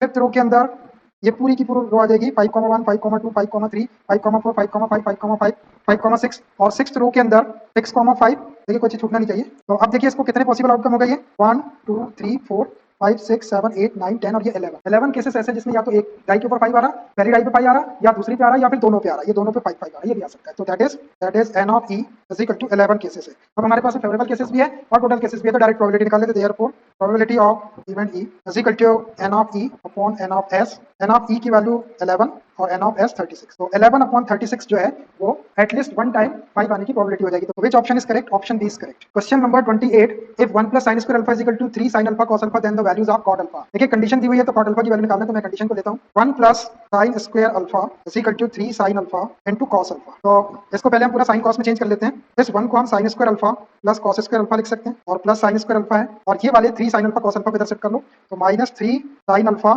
into cos alpha is equal to 0। इसको थोड़ा सॉल्व करते हैं। sin square alpha plus sin square alpha 2 sin square alpha हो जाएगा, 2 sin square alpha प्लस ये cos square alpha -3 sin alpha into cos alpha, ऐसा हो गया is equal to 0। देखो ये sin square alpha में क्वाड्रेटिक इक्वेशन बन गया, 2 sin square alpha -3 sin alpha cos alpha plus cos square alpha। इसको हम ऐसा लिख देते हैं 2 sin square alpha -3 sin alpha cos alpha और plus cos square alpha is equal to 0। ये क्वाड्रेटिक इक्वेशन है sin alpha में। x के प्लेस पे यदि आप sin alpha रखेंगे तो देखो ये x² हो जाएगा, ये x हो जाएगा 3x और ये cos alpha, तो ax² प्लस bx, ये x हो गया और b के प्लेस से -3 cos alpha और ये c हो जाएगा। अब ये क्वाड्रेटिक इक्वेशन बन गया sin alpha में। इसकी मिडिल टर्म -sin 3 alpha को ऐसा स्प्लिट कर लेते हैं कि मल्टीप्लाई करने पर फर्स्ट और लास्ट का प्रोडक्ट मतलब 2 sin square alpha cos square alpha होना चाहिए और प्लस करने पर -3 sin alpha cos alpha। तो देखो प्रोडक्ट इसका पॉजिटिव, इसका मतलब दोनों नंबर पॉजिटिव होंगे या दोनों नेगेटिव होंगे, लेकिन सब नेगेटिव है तो दो नेगेटिव नंबर ले लेते हैं। तो -2 sin alpha cos alpha और -sin alpha cos alpha ले लेते हैं। दोनों का मल्टीप्लाई करेंगे तो माइनस माइनस का plus 2 sin square alpha cos square alpha आ जाएगा, दोनों को प्लस करेंगे तो -3 sin alpha cos alpha हो जाएगा, which implies 2 sin square alpha। इसको लिख रहे हैं -2 sin alpha cos alpha sin alpha cos alpha और प्लस cos square alpha को as it is equal to 0। Check कर लो इसको, देखो 2 sin sine minus two sine alpha cos alpha into minus sine alpha cos alpha का multiply करें तो minus minus plus two sine square alpha cos square alpha आ जाएगा, first और लास्ट का प्रोडक्ट, और दोनों को प्लस करने से minus three sign alpha cos alpha. आप दो में से कॉमन निकालो, यहाँ से टू साइन अल्फा कॉमन आ जाएगा, यहाँ बचेगा साइन अल्फा और यहाँ बचेगा आपका माइनस कॉस अल्फा, माइनस का साइन है थर्ड टर्म में तो माइनस कॉस अल्फा कॉमन निकालो, यहाँ आ जाएगा आपका साइन अल्फा और ये हो जाएगा माइनस कॉस अल्फा बचेगा इज इक्वल टू 0। अब आप ये sine alpha minus cos alpha का फैक्टर कॉमन निकाल लो दोनों में से, व्हिच इंप्लाइज ये sine alpha minus cos alpha common निकाल ली, तो यहाँ बचेगा two sine alpha minus cos alpha is equal to 0। अब either first factor is equal to 0 और second is equal to 0, either sine alpha minus cos alpha is equal to 0 और two sine alpha minus cos alpha is equal to 0। ऐसा हो गया। अब देखिए इसको इधर शिफ्ट कर लेते हैं, which implies sine alpha is equal to minus cos alpha को शिफ्ट करेंगे तो प्लस कॉस अल्फा हो जाएगा और ये two sine alpha is equal to cos alpha. अब देखिए हमको कॉट अल्फा की वैल्यू चाहिए तो इसको क्रॉस मल्टीप्लाई करके साइन अल्फा को इधर क्रॉस मल्टीप्लाई कर देता हूँ, यहाँ बच जाएगा 1 is equal to cos alpha upon sine alpha, बाद में इसको हम कॉट अल्फा लिख देंगे, और इधर भी ऐसी कॉट चाहिए थी साइन अल्फा को क्रॉस मल्टीप्लाई कर देते हैं यहाँ पर, तो यहाँ हो जाएगा आपका 2 बचेगा और ये cos alpha upon sine alpha. हमको cot अल्फा की वैल्यू चाहिए तो cos alpha upon sine alpha cot alpha और ये cos alpha upon sine alpha cot alpha, तो ये आ गया आपका cot alpha is equal to 1 और cot alpha is equal to 2। एक वैल्यू 1 आ गई और एक 2 आ गई, so which option is correct? Option C is correct. Question number 29. The vertices of a parallelogram in order are A 1, 2, B 4, Y, C x, 6 and D 3, 5 then x, y is। देखिए parallelogram के vertices दिए हुए order में एक parallelogram बना लेते हैं। Suppose ये कोई पैरेललोग्राम है A B C D। A के कोऑर्डिनेट गिवन है 1, 2, B के है 4, Y, C के है x, 6 और D के है 3, 5। तो हमको x, y की वैल्यू कैलकुलेट करना है तो इसका एक डायगोनल AC और एक डायगोनल BD, ये दो डायगोनल ड्रा कर दिए हमने। ये दोनों डायगोनल एक दूसरे को P पॉइंट पे इंटरसेक्ट कर रहे हैं। यहाँ पर हम एक थ्योरम यूज करते हैं कि पैरेललोग्राम के जो डायगोनल्स रहते हैं वो एक दूसरे को 90 डिग्री पर बाइसेक्ट करते हैं। The diagonals of parallelogram bisect each other. यहाँ बाइसेक्ट करेंगे P पॉइंट, मतलब ये वाला पार्ट, ये वाला पार्ट, ये वाला पार्ट और ये वाला पार्ट इक्वल हो जाएगा। इसका मतलब ये कि P जो है वो AC का मिड पॉइंट हो जाएगा और P जो है वो BD का भी मिड पॉइंट हो जाएगा। 9 क्लास का थ्योरम लगा देते हैं। Diagonals of parallelogram bisect each other, theorem है ये। इसके according mid point of AC is equal to mid point of BD। AC और BD का मिड पॉइंट सेम होगा, विच इज P। तो अब यहाँ मिड पॉइंट फॉर्मूला लगा देते हैं। AC का मिड पॉइंट क्या हो जाएगा? Mid point formula x1 + x2/2 और y1 + y2/2, इन दोनों में x कोऑर्डिनेट को प्लस करके 2 से डिवाइड कर लो, इन दोनों में x कोऑर्डिनेट को प्लस करके y कोऑर्डिनेट को प्लस करके 2 से डिवाइड कर लेते हैं। ये 1 + x/2 1 + x/2 y1 + y2 2 + 6/2, ये हो गया आपका AC का mid point is equal to BD का mid point 4 + 3/2 y1 + y2 y + 5/2। ये मिड पॉइंट फॉर्मूला लगाया मैंने यहाँ पर, x = x1 + x2/2 y = y1 + y2/2। अब इसको थोड़ा सा सॉल्व कर लो। ये 1 + x/2 2 + 6 8/2 करेंगे तो 4 is equal to 4 + 3 7/2 y + 5/2। Compare कर लेते हैं दोनों साइड को, ऑन कंपेयरिंग x कोऑर्डिनेट के इक्वल x रख दो, y कोऑर्डिनेट के इक्वल y। ये हो गया आपका 1 + x/2 इज इक्वल टू 7/2। ये 2 से 2 कैंसिल कर लो, 1 + x = 7 तो x = 1 को सेट कर लो, 7 - 1 तो x = 6, x = 6 आ गया। एंड y कोऑर्डिनेट को भी कंपेयर कर लो, y कोऑर्डिनेट है 4 is equal to y + 5/2 4 is equal to y + 5/2। इसको क्रॉस मल्टीप्लाई कर लो 2 को, 4 * 2 = 8 इज इक्वल टू y + 5 5 को इधर शिफ्ट करेंगे तो y = 8 - 5 तो व्हिच इंप्लाइज y = तो ये y = आ गया आपका 3 8 - 5 3। तो therefore x, y is equal to x की वैल्यू 6 y की वैल्यू 3 6, 3 इसका आंसर होगा। x, y 6, 3 which option is correct?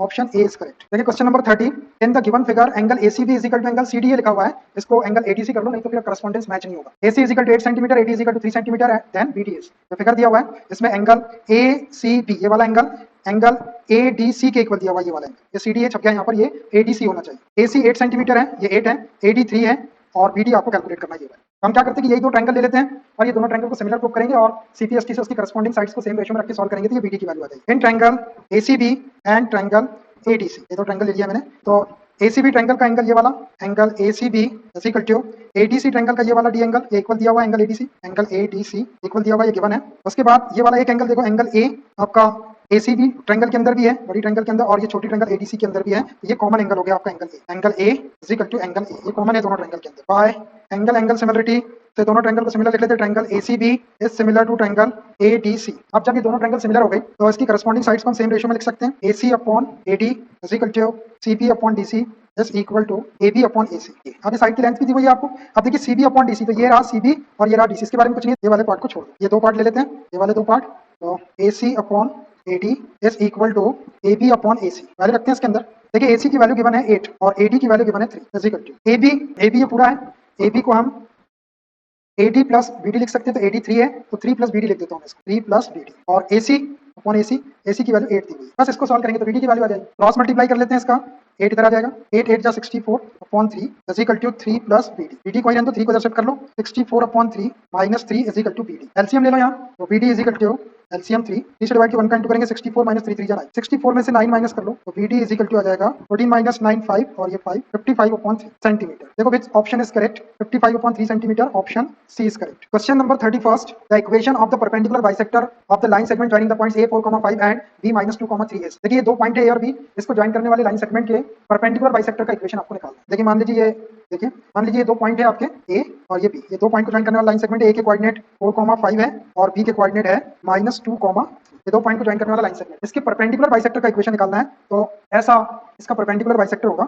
ये वाली लाइन का इक्वेशन हमको निकालना है। अब ये परपेंडिकुलर बाइसेक्टर मान लीजिए यहाँ पर ये M पॉइंट के ऊपर इसको इंटरसेक्ट कर रहा है तो यहाँ पर ये 90 डिग्री का एंगल भी बनाएगा और M जो है वो इस AB का मिड पॉइंट हो जाएगा। ये इसका परपेंडिकुलर बाइसेक्टर, इसका इक्वेशन हमको कैलकुलेट करना है। तो इसका इक्वेशन कैलकुलेट करने के लिए मैं क्या करता हूँ कि यहाँ पर इस परपेंडिकुलर बाइसेक्टर के ऊपर एक पॉइंट P ले लेता हूँ, कोई भी इसके कोऑर्डिनेट x, y ले लिया। अब देखिए ये परपेंडिकुलर बाइसेक्टर है तो 90 डिग्री का एंगल भी बना रहा है, इसके ऊपर इसको 2 इक्वल पार्ट्स में डिवाइड कर रहा है। अब इस पॉइंट की A पॉइंट से डिस्टेंस और B पॉइंट से डिस्टेंस जो है वो इक्वल हो जाएगी, ये AP डिस्टेंस और ये BP डिस्टेंस इक्वल हो। आप इस P पॉइंट को आप कहीं भी ले लो, इस बाइसेक्टर के ऊपर आप कहीं भी लेंगे और वहां से आप A को और B को ज्वाइन करेंगे तो PA और PB डिस्टेंस इक्वल ही आएगी। रीजन इज बिकॉज कि P पॉइंट जो इसके परपेंडिकुलर बाइसेक्टर। अब मैं क्या करता हूं कि ये AP को BP के इक्वल रख के सॉल्व कर देते हैं डिस्टेंस फार्मूले से, तो एक इक्वेशन मिलेगा, वो इक्वेशन आपका इसका और ये इसका परपेंडिकुलर बाइसेक्टर हो जाएगा डायरेक्ट। तो PA is equal to PB, PA is equal to PB हमने ले लिया क्योंकि P lies on since P lies on perpendicular bisector of AB। AB के परपेंडिकुलर बाइसेक्टर के ऊपर हमने P पॉइंट लिया, इसलिए P पॉइंट की A से डिस्टेंस और B से डिस्टेंस इक्वल हो। डिस्टेंस फार्मूला लगा देते हैं यहाँ √x2 - x1 whole square, P वाले को x1 y1, A वाले को x2 y2 लेते 4 - x whole square plus y2 - y1 5 - y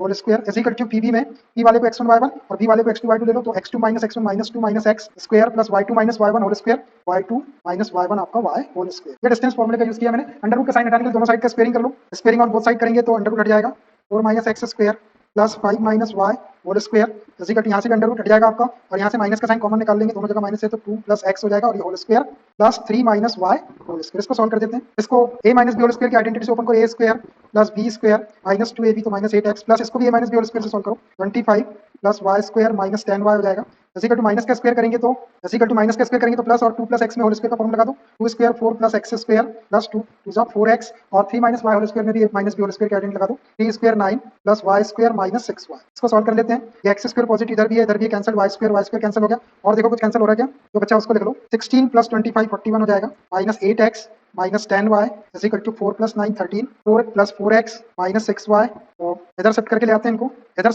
इनको माइनस 8x और 4x को शिफ्ट करेंगे तो minus 4x minus 10y minus 6y को शिफ्ट करेंगे तो प्लस 6y प्लस 41 और माइनस 13 हो जाएगा इधर आके is equal to 0 which implies minus 8x minus 4x minus 12x 10y minus 10y plus 6y minus 4y 41 minus 13 करेंगे तो 11 minus 3 8 3 minus 1 28 is equal to 0। इसको 4 से डिवाइड कर लेते हैं 4 3 12 minus y plus 4 7 28 is equal to 0। First term को negative रखते हैं -1 का इंटू कर लो तो 3x plus y minus 7 is equal to 0। तो ये आपके परपेंडिकुलर बाइसेक्टर का इक्वेशन हो जाएगा 3x plus y minus 7 is equal to 0। देखो कौन सा ऑप्शन करेक्ट है, 3x plus y minus 7 is equal to 0। Option D is correct, option D is correct. एक तरीका और होता है लेकिन वो तरीका आपको नहीं है, वो 11th क्लास में रहता है स्लोप वाले तरीके से, उससे मैंने नहीं बताया, आप ये डिस्टेंस फार्मूला का यूज करके ऐसे निकाल सकते हैं। Question number 32 in the given figure d is the mid point of BC। इस फिगर में d जो है वो BC का मिड पॉइंट है, मतलब ये दोनों साइड इक्वल होगी। Then the value of cot y degree upon cot x degree की वैल्यू निकालना है। तो d BD का मिड पॉइंट है तो हम CD is equal to BD is equal to half of BC लिख सकते हैं, CD is equal to BD is equal to half of BC बोल सकते हैं इसको, क्योंकि d इसका मिड पॉइंट दिया हुआ है। अब हमको cot y upon cot x की वैल्यू निकालना, तो डायरेक्ट वैल्यू निकाल देता हूं मैं, therefore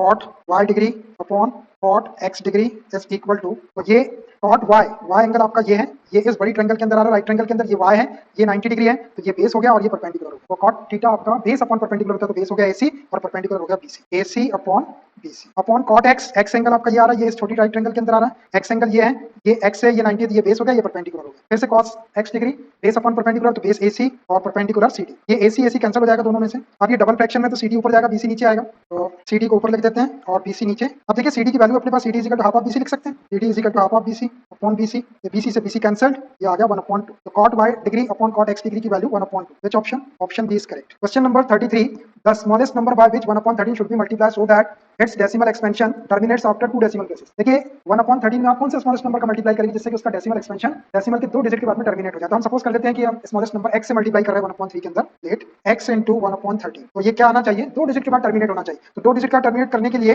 1 को मैं 100 से डिवाइड कर देता हूं, देखो 1 को जब हम 100 से डिवाइड करें तो 0.01 आ जाएगा, 2 डिजिट के बाद में ये नंबर क्या हो जाएगा, 2 डिजिट के बाद में ये नंबर टर्मिनेट हो जाएगा डिवाइड करने से। तो x into 1/13 is equal to 1/100, मतलब स्मॉलेस्ट नंबर हमने x लिए जिसका 1/13 में मल्टीप्लाई करेंगे तो ये 2 डिजिट के बाद में टर्मिनेट हो जा रहा है। रहा है, terminating after 2 digits, terminating after 2 decimal places, 2 decimal places. आप डिवाइड करके देख लो 1 को 100 से, तो वो 2 डिजिट के बाद में फिनिश हो जाएगी प्रोसेस। तो अब यहाँ से अपन x की वैल्यू निकाल लेते हैं। x 13 का क्रॉस मल्टीप्लाई कर दो, 13/100, बस यही आपका आंसर हो गया। मतलब वो स्मॉलेस्ट नंबर क्या होना चाहिए, 13/100 होना चाहिए, जिसमें 1/13 से मल्टीप्लाई करेंगे तो वो 2 डिजिट के बाद में टर्मिनेट हो जाएगा, वो नंबर होगा 13/100। इसमें 13/100 से यदि आप मल्टीप्लाई कर देंगे तो डेसिमल के 2 प्लेस के बाद में वो टर्मिनेट हो जाएगा। तो which option is correct? Option A is correct. Question number 34, sides AB and B of a right angle at B are of length 16 cm and 8 cm respectively। देखिए एक triangle ABC right angle B के ऊपर है, इसकी एक side 16 centimetre की AB है और B जो है वो 8 सेंटीमीटर की। The length of side of largest square FDGB ये लार्जेस्ट स्क्वायर इसके अंदर बना, that can be inscribed in the triangle AB। Triangle ABE के अंदर जो लार्जेस्ट स्क्वायर बना हुआ है, इसकी साइड की लेंथ निकालना है। तो स्क्वायर की ऑल साइड इक्वल होगी, तो मैं इसकी साइड की लेंथ को x ले लेता हूं। ये x है तो ये वाली भी x होगी, ये भी x होगी और ये भी x होगी। ये चारों साइड इसकी x लेंथ की x आपको निकालना है। अब देखिए यहाँ पर एक ट्रायंगल अपनी ये वाली बन रही है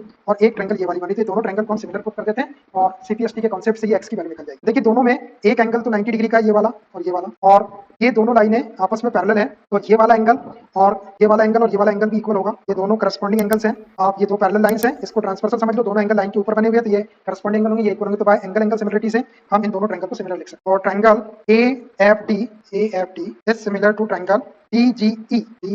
जब ये दो ट्रायंगल सिमिलर हो गई तो इसकी करस्पॉन्डिंग साइड्स को सेम रेशियो में लिख देते हैं। AF/DG is equal to FD/GE is equal to first of loss AD/।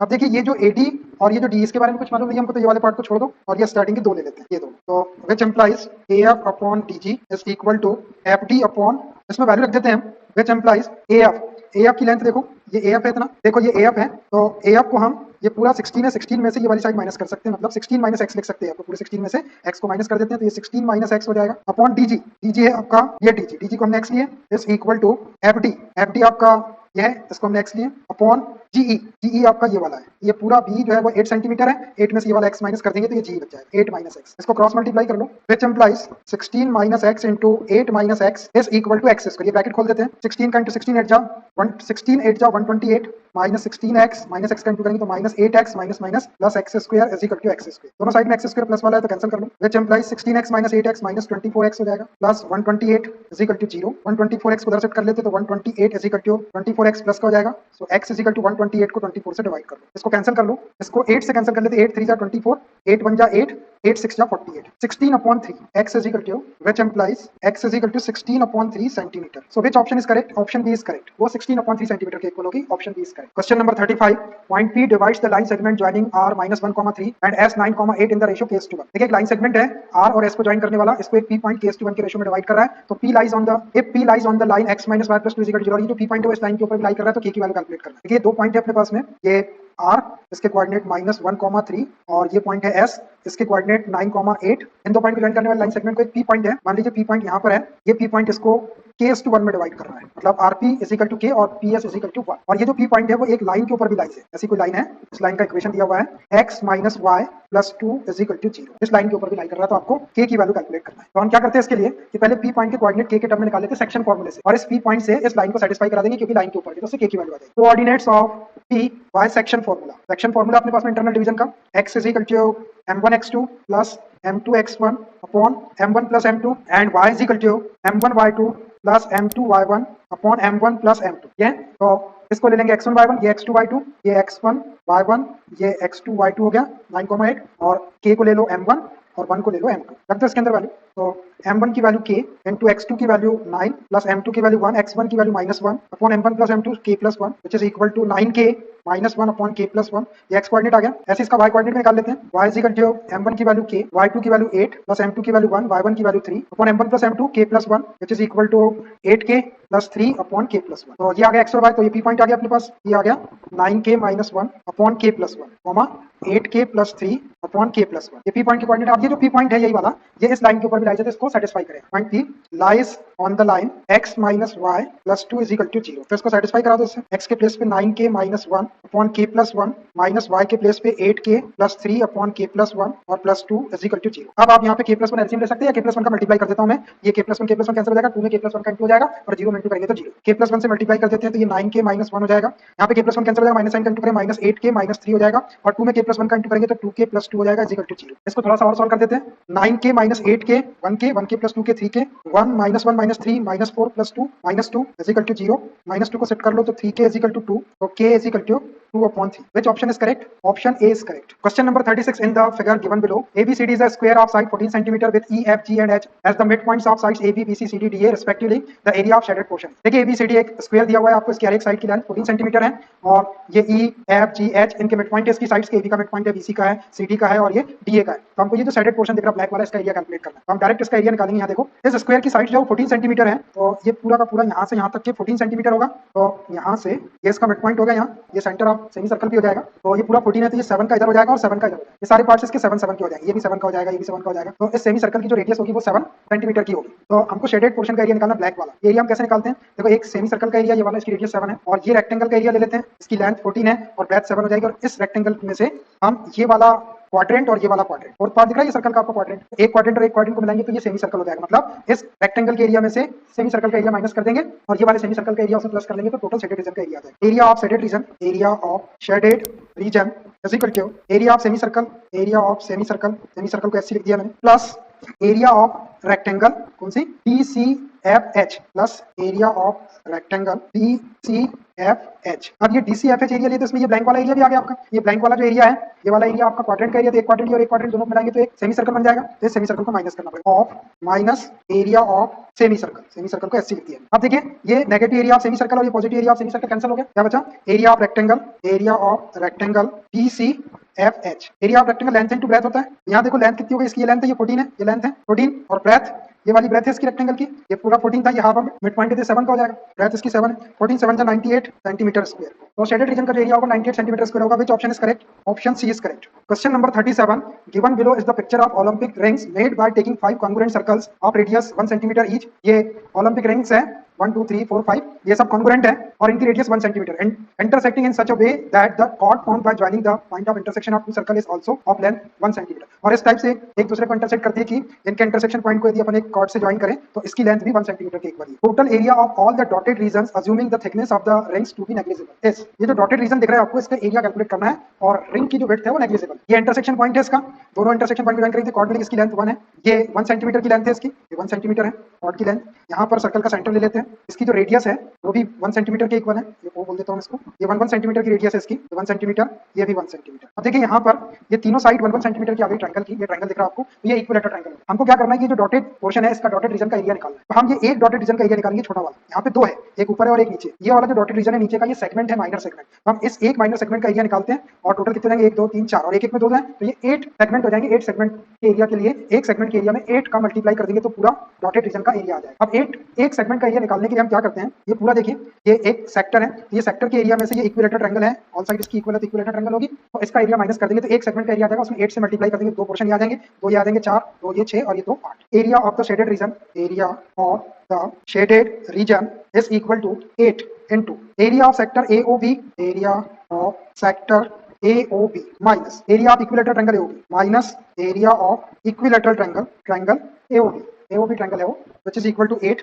Area of sector होता है theta upon 360 degree into pi r square minus area of equilateral triangle होता है 3/4 a square, जहाँ a उसकी साइड की length रहती है, which is equal to 8 into theta आपका 60 अपॉन 360 इनटू पाई आर आपका 1 है तो 1 square minus 1 radius 1 unit 1 centimetre है, वैल्यू रख देते हैं इसमें, which is equal to 8 into theta है 60 अपॉन 360 इनटू पाई रेडियस है 1 सेंटीमीटर तो 1 square minus √3/4 into equilateral triangle की साइड 1 सेंटीमीटर की तो 1 स्क्वायर, इसको थोड़ा सॉल्व कर दो, ये 0 0 6 6 या 36 which is equal to 8 into ये π/6 हो जाएगा माइनस √3/4 तो सेंटीमीटर स्क्वायर इतना एरिया हो जाएगा ये डॉटेड रीजन का। ये शेडेड रीजन को आप डॉटेड रीजन भी बोल सकते हैं, इसको डॉटेड बोल दो, डॉटेड रीजन, शेडेड रीजन या डॉटेड रीजन। तो which option is correct? Option D is correct, 8 into π/6 minus √3/4 centimetre square, option D is correct. Question number 38, if 2 and 1/2 are the zeros of px square plus 5x plus r, then कौन सी condition इसमें से true है? तो px square plus 5x plus r एक quadratic polynomial है, इसको मैं p of x को सपोज कर लेता हूँ, late p of x is equal to px square plus 5x plus r। ये क्वाड्रेटिक है, x square plus bx plus c के फॉर्म में,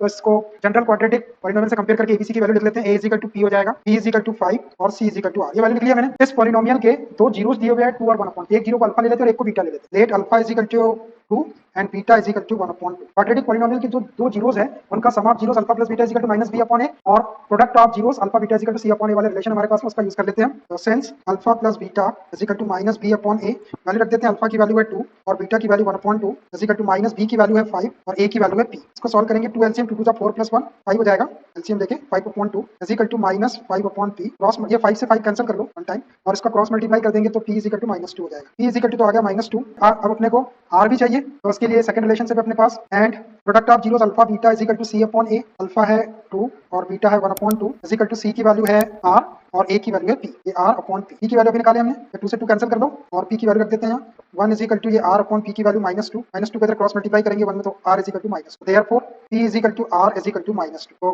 कौन सी कंडीशन करेक्ट है? p is equal to r is equal to 2, p is equal to r is equal to -2। Option B is correct. Option B is correct. Question number 39, the circumference of a circle is 100 centimetre. Circle की circumference 100 centimetre थी, मतलब 2πr को 100 centimetre रख के r निकाल लेंगे। The side of square inscribed in the circle is, circle के अंदर जो स्क्वायर बनेगा उसकी साइड की लेंथ कैलकुलेट करना है। देखिए एक सर्कल है, इसकी सर्कमफरेंस दी हुई है c is equal to 100 centimetre. c को अपन 2πr लिख सकते हैं इज इक्वल टू 100।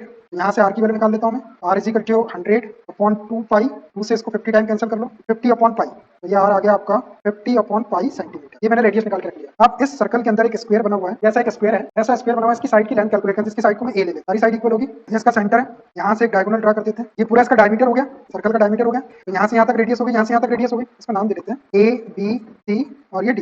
तो ये OP और OD इसकी रेडियस हो गई, इसको r और इसको r बोल सकते हैं। ये निकाल दिया अपन ने 50 अपॉन पाई सेंटीमीटर। तो हमको ये स्क्वायर की साइड की लेंथ निकालना, तो मैं डायरेक्ट इस ये राइट एंगल ट्रायंगल बन गई, इस राइट एंगल ट्रायंगल के अंदर पाइथागोरस का थ्योरम लगा देंगे तो a की वैल्यू आ जाएगी। In right triangle ABD by Pythagoras theorem लगा दो। Pythagoras theorem BD square is equal to AB square plus AD square. Hypo का स्क्वायर अदर टू साइड के स्क्वायर के सम के, ये हाइपो। BD को अपन क्या लिख सकते हैं, r प्लस r 2r का स्क्वायर हो जाएगा, 2r का स्क्वायर। और AB आपका a है, AD भी आपका a है, a square 4r square 2a square. ये 2 से इसको 2 टाइम कैंसिल कर लो तो ये 2 हो गया। और r की वैल्यू अपने पास में 50 अपॉन पाई का square is equal to a square. देखो a की वैल्यू चाहिए तो दोनों साइड का अंडर रूट ले लेते हैं, तो ये a हो जाएगा, ये स्क्वायर हट जाएगा और ये 2 अंडर रूट के अंदर आ जाएगा। Therefore a is equal to 50 upon pi और ये अंडर रूट 2 ऐसा हो जाएगा। 50 रूट 2 अपॉन पाई, ये 2 हट गया आपका, पावर से पावर कैंसिल होगा, 2 का square root under root 50 root 2 upon pi centimetre. इतनी लेंथ होगी इस स्क्वायर की जो इस सर्कल के अंदर बना हुआ है, 50 root 2 upon pi centimetre. Option C is correct. Question number 40, the number of solutions of 3 to the power x plus y is equal to 243 and 243 to the power x minus y is equal to 3s। देखिए दो equation दिए हुए हैं, इसके कितने number of solutions होंगे वो हमको कैलकुलेट करना है। तो गिवन इक्वेशन को लिखता हूं पहले, 3 to the power x plus y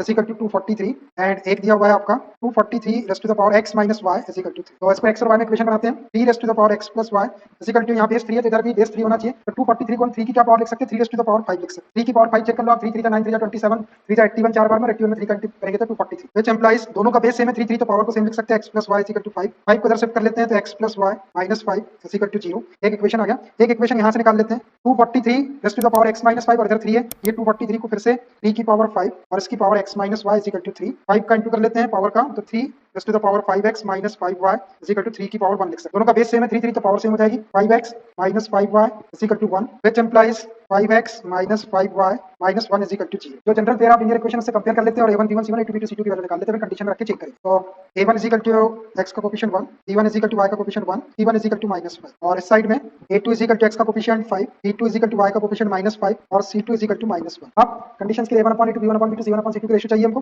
तो a1 a2 is equal to a1 1 है, a2 5 है, b1 b2 b1 1 है, b2 -5 है, या इसको लिख सकते हैं -1/5 एंड c1 c2 और c1 -5 है और c2 -1, माइनस माइनस कैंसिल 5/1 या 5। क्लियरली इसको देखो आप, क्लियरली a1 a2 1/5 है और b1 b2 -1/5, ये इक्वल नहीं है। a1 a2 is not equal to b1 ये कंडीशन यूनिक सोल्यूशन के लिए रहती है, that is unique solution. Unique solution मतलब एक सोल्यूशन निकलेगा, x की इक्विवेलेंट निकलेगी, y की इक्विवेलेंट निकलेगी, तो नंबर ऑफ सॉल्यूशंस क्या हो जाएंगे, number of solution 1। Therefore number of solutions is equal to 1। एक सोल्यूशन निकलेगा इसका यूनिक सोल्यूशन, या नंबर ऑफ सॉल्यूशन 1 बोल सकते हैं। Option B is correct. देखिए last section C case study based questions है इसके अंदर। Section C consist of 10 questions of 1 mark each, यानी 8 questions are to be attempted. कोई 8 क्वेश्चन आपको अटेम्प्ट करना, केस स्टडी क्वेश्चन है। तो question number 41 to 45 are based on case study first. ये केस स्टडी फर्स्ट दी हुई है। The figure given alongside shows the path of driver when the takes a jump from the driving board. एक driving board है यहाँ पर, यहाँ से कोई जंप लगाते हैं ऐसा, clearly it is a parabola. देखिए यहाँ से कोई जंप लगा रहा है ऐसा, तो वो ऐसा पैराबोला बनाते हुए यहाँ पे आए। ये ड्राइविंग बोर्ड है, यहाँ पे यहाँ से जंप लगाते हैं पैराबोला जैसा है। Any was standing on a driving board 48 feet above the water level. ये एनी है, वो ये ड्राइविंग बोर्ड पे यहाँ खड़ी है, इसकी वाटर लेवल से जो हाइट है वो 48 है, मतलब यहाँ से यहाँ तक ये वाटर लेवल तक ये 48 फीट है। अब she took a drive into the pool, तो यहाँ से ड्राइव करती है पुल के अंदर। Her height in feet above the water level, ये वाटर लेवल के ऊपर जो उसकी हाइट है, at any time t in seconds is given by the polynomial h of t such that, इस पॉलिनोमियल h ऑफ t के through दी जाती है h of t is equal to -16t square plus 8t plus k। ये एक quadratic polynomial दिया हुआ है ht के फॉर्म में। तो इसके 5 क्वेश्चंस हैं, उनका जवाब हमको देना है। तो एक एक क्वेश्चन लेता हूं मैं। What is the value of k? तो ये जो k आपको इसके अंदर दिख रहा है, इस k की वैल्यू आपको कैलकुलेट करना है। h of t is equal to -16t square plus 8t plus k है, इसमें ये जो k दिख रहा है इसकी वैल्यू आपको कैलकुलेट करना है। तो h ऑफ t को ले लेता हूं मैं पहले। h of t is equal to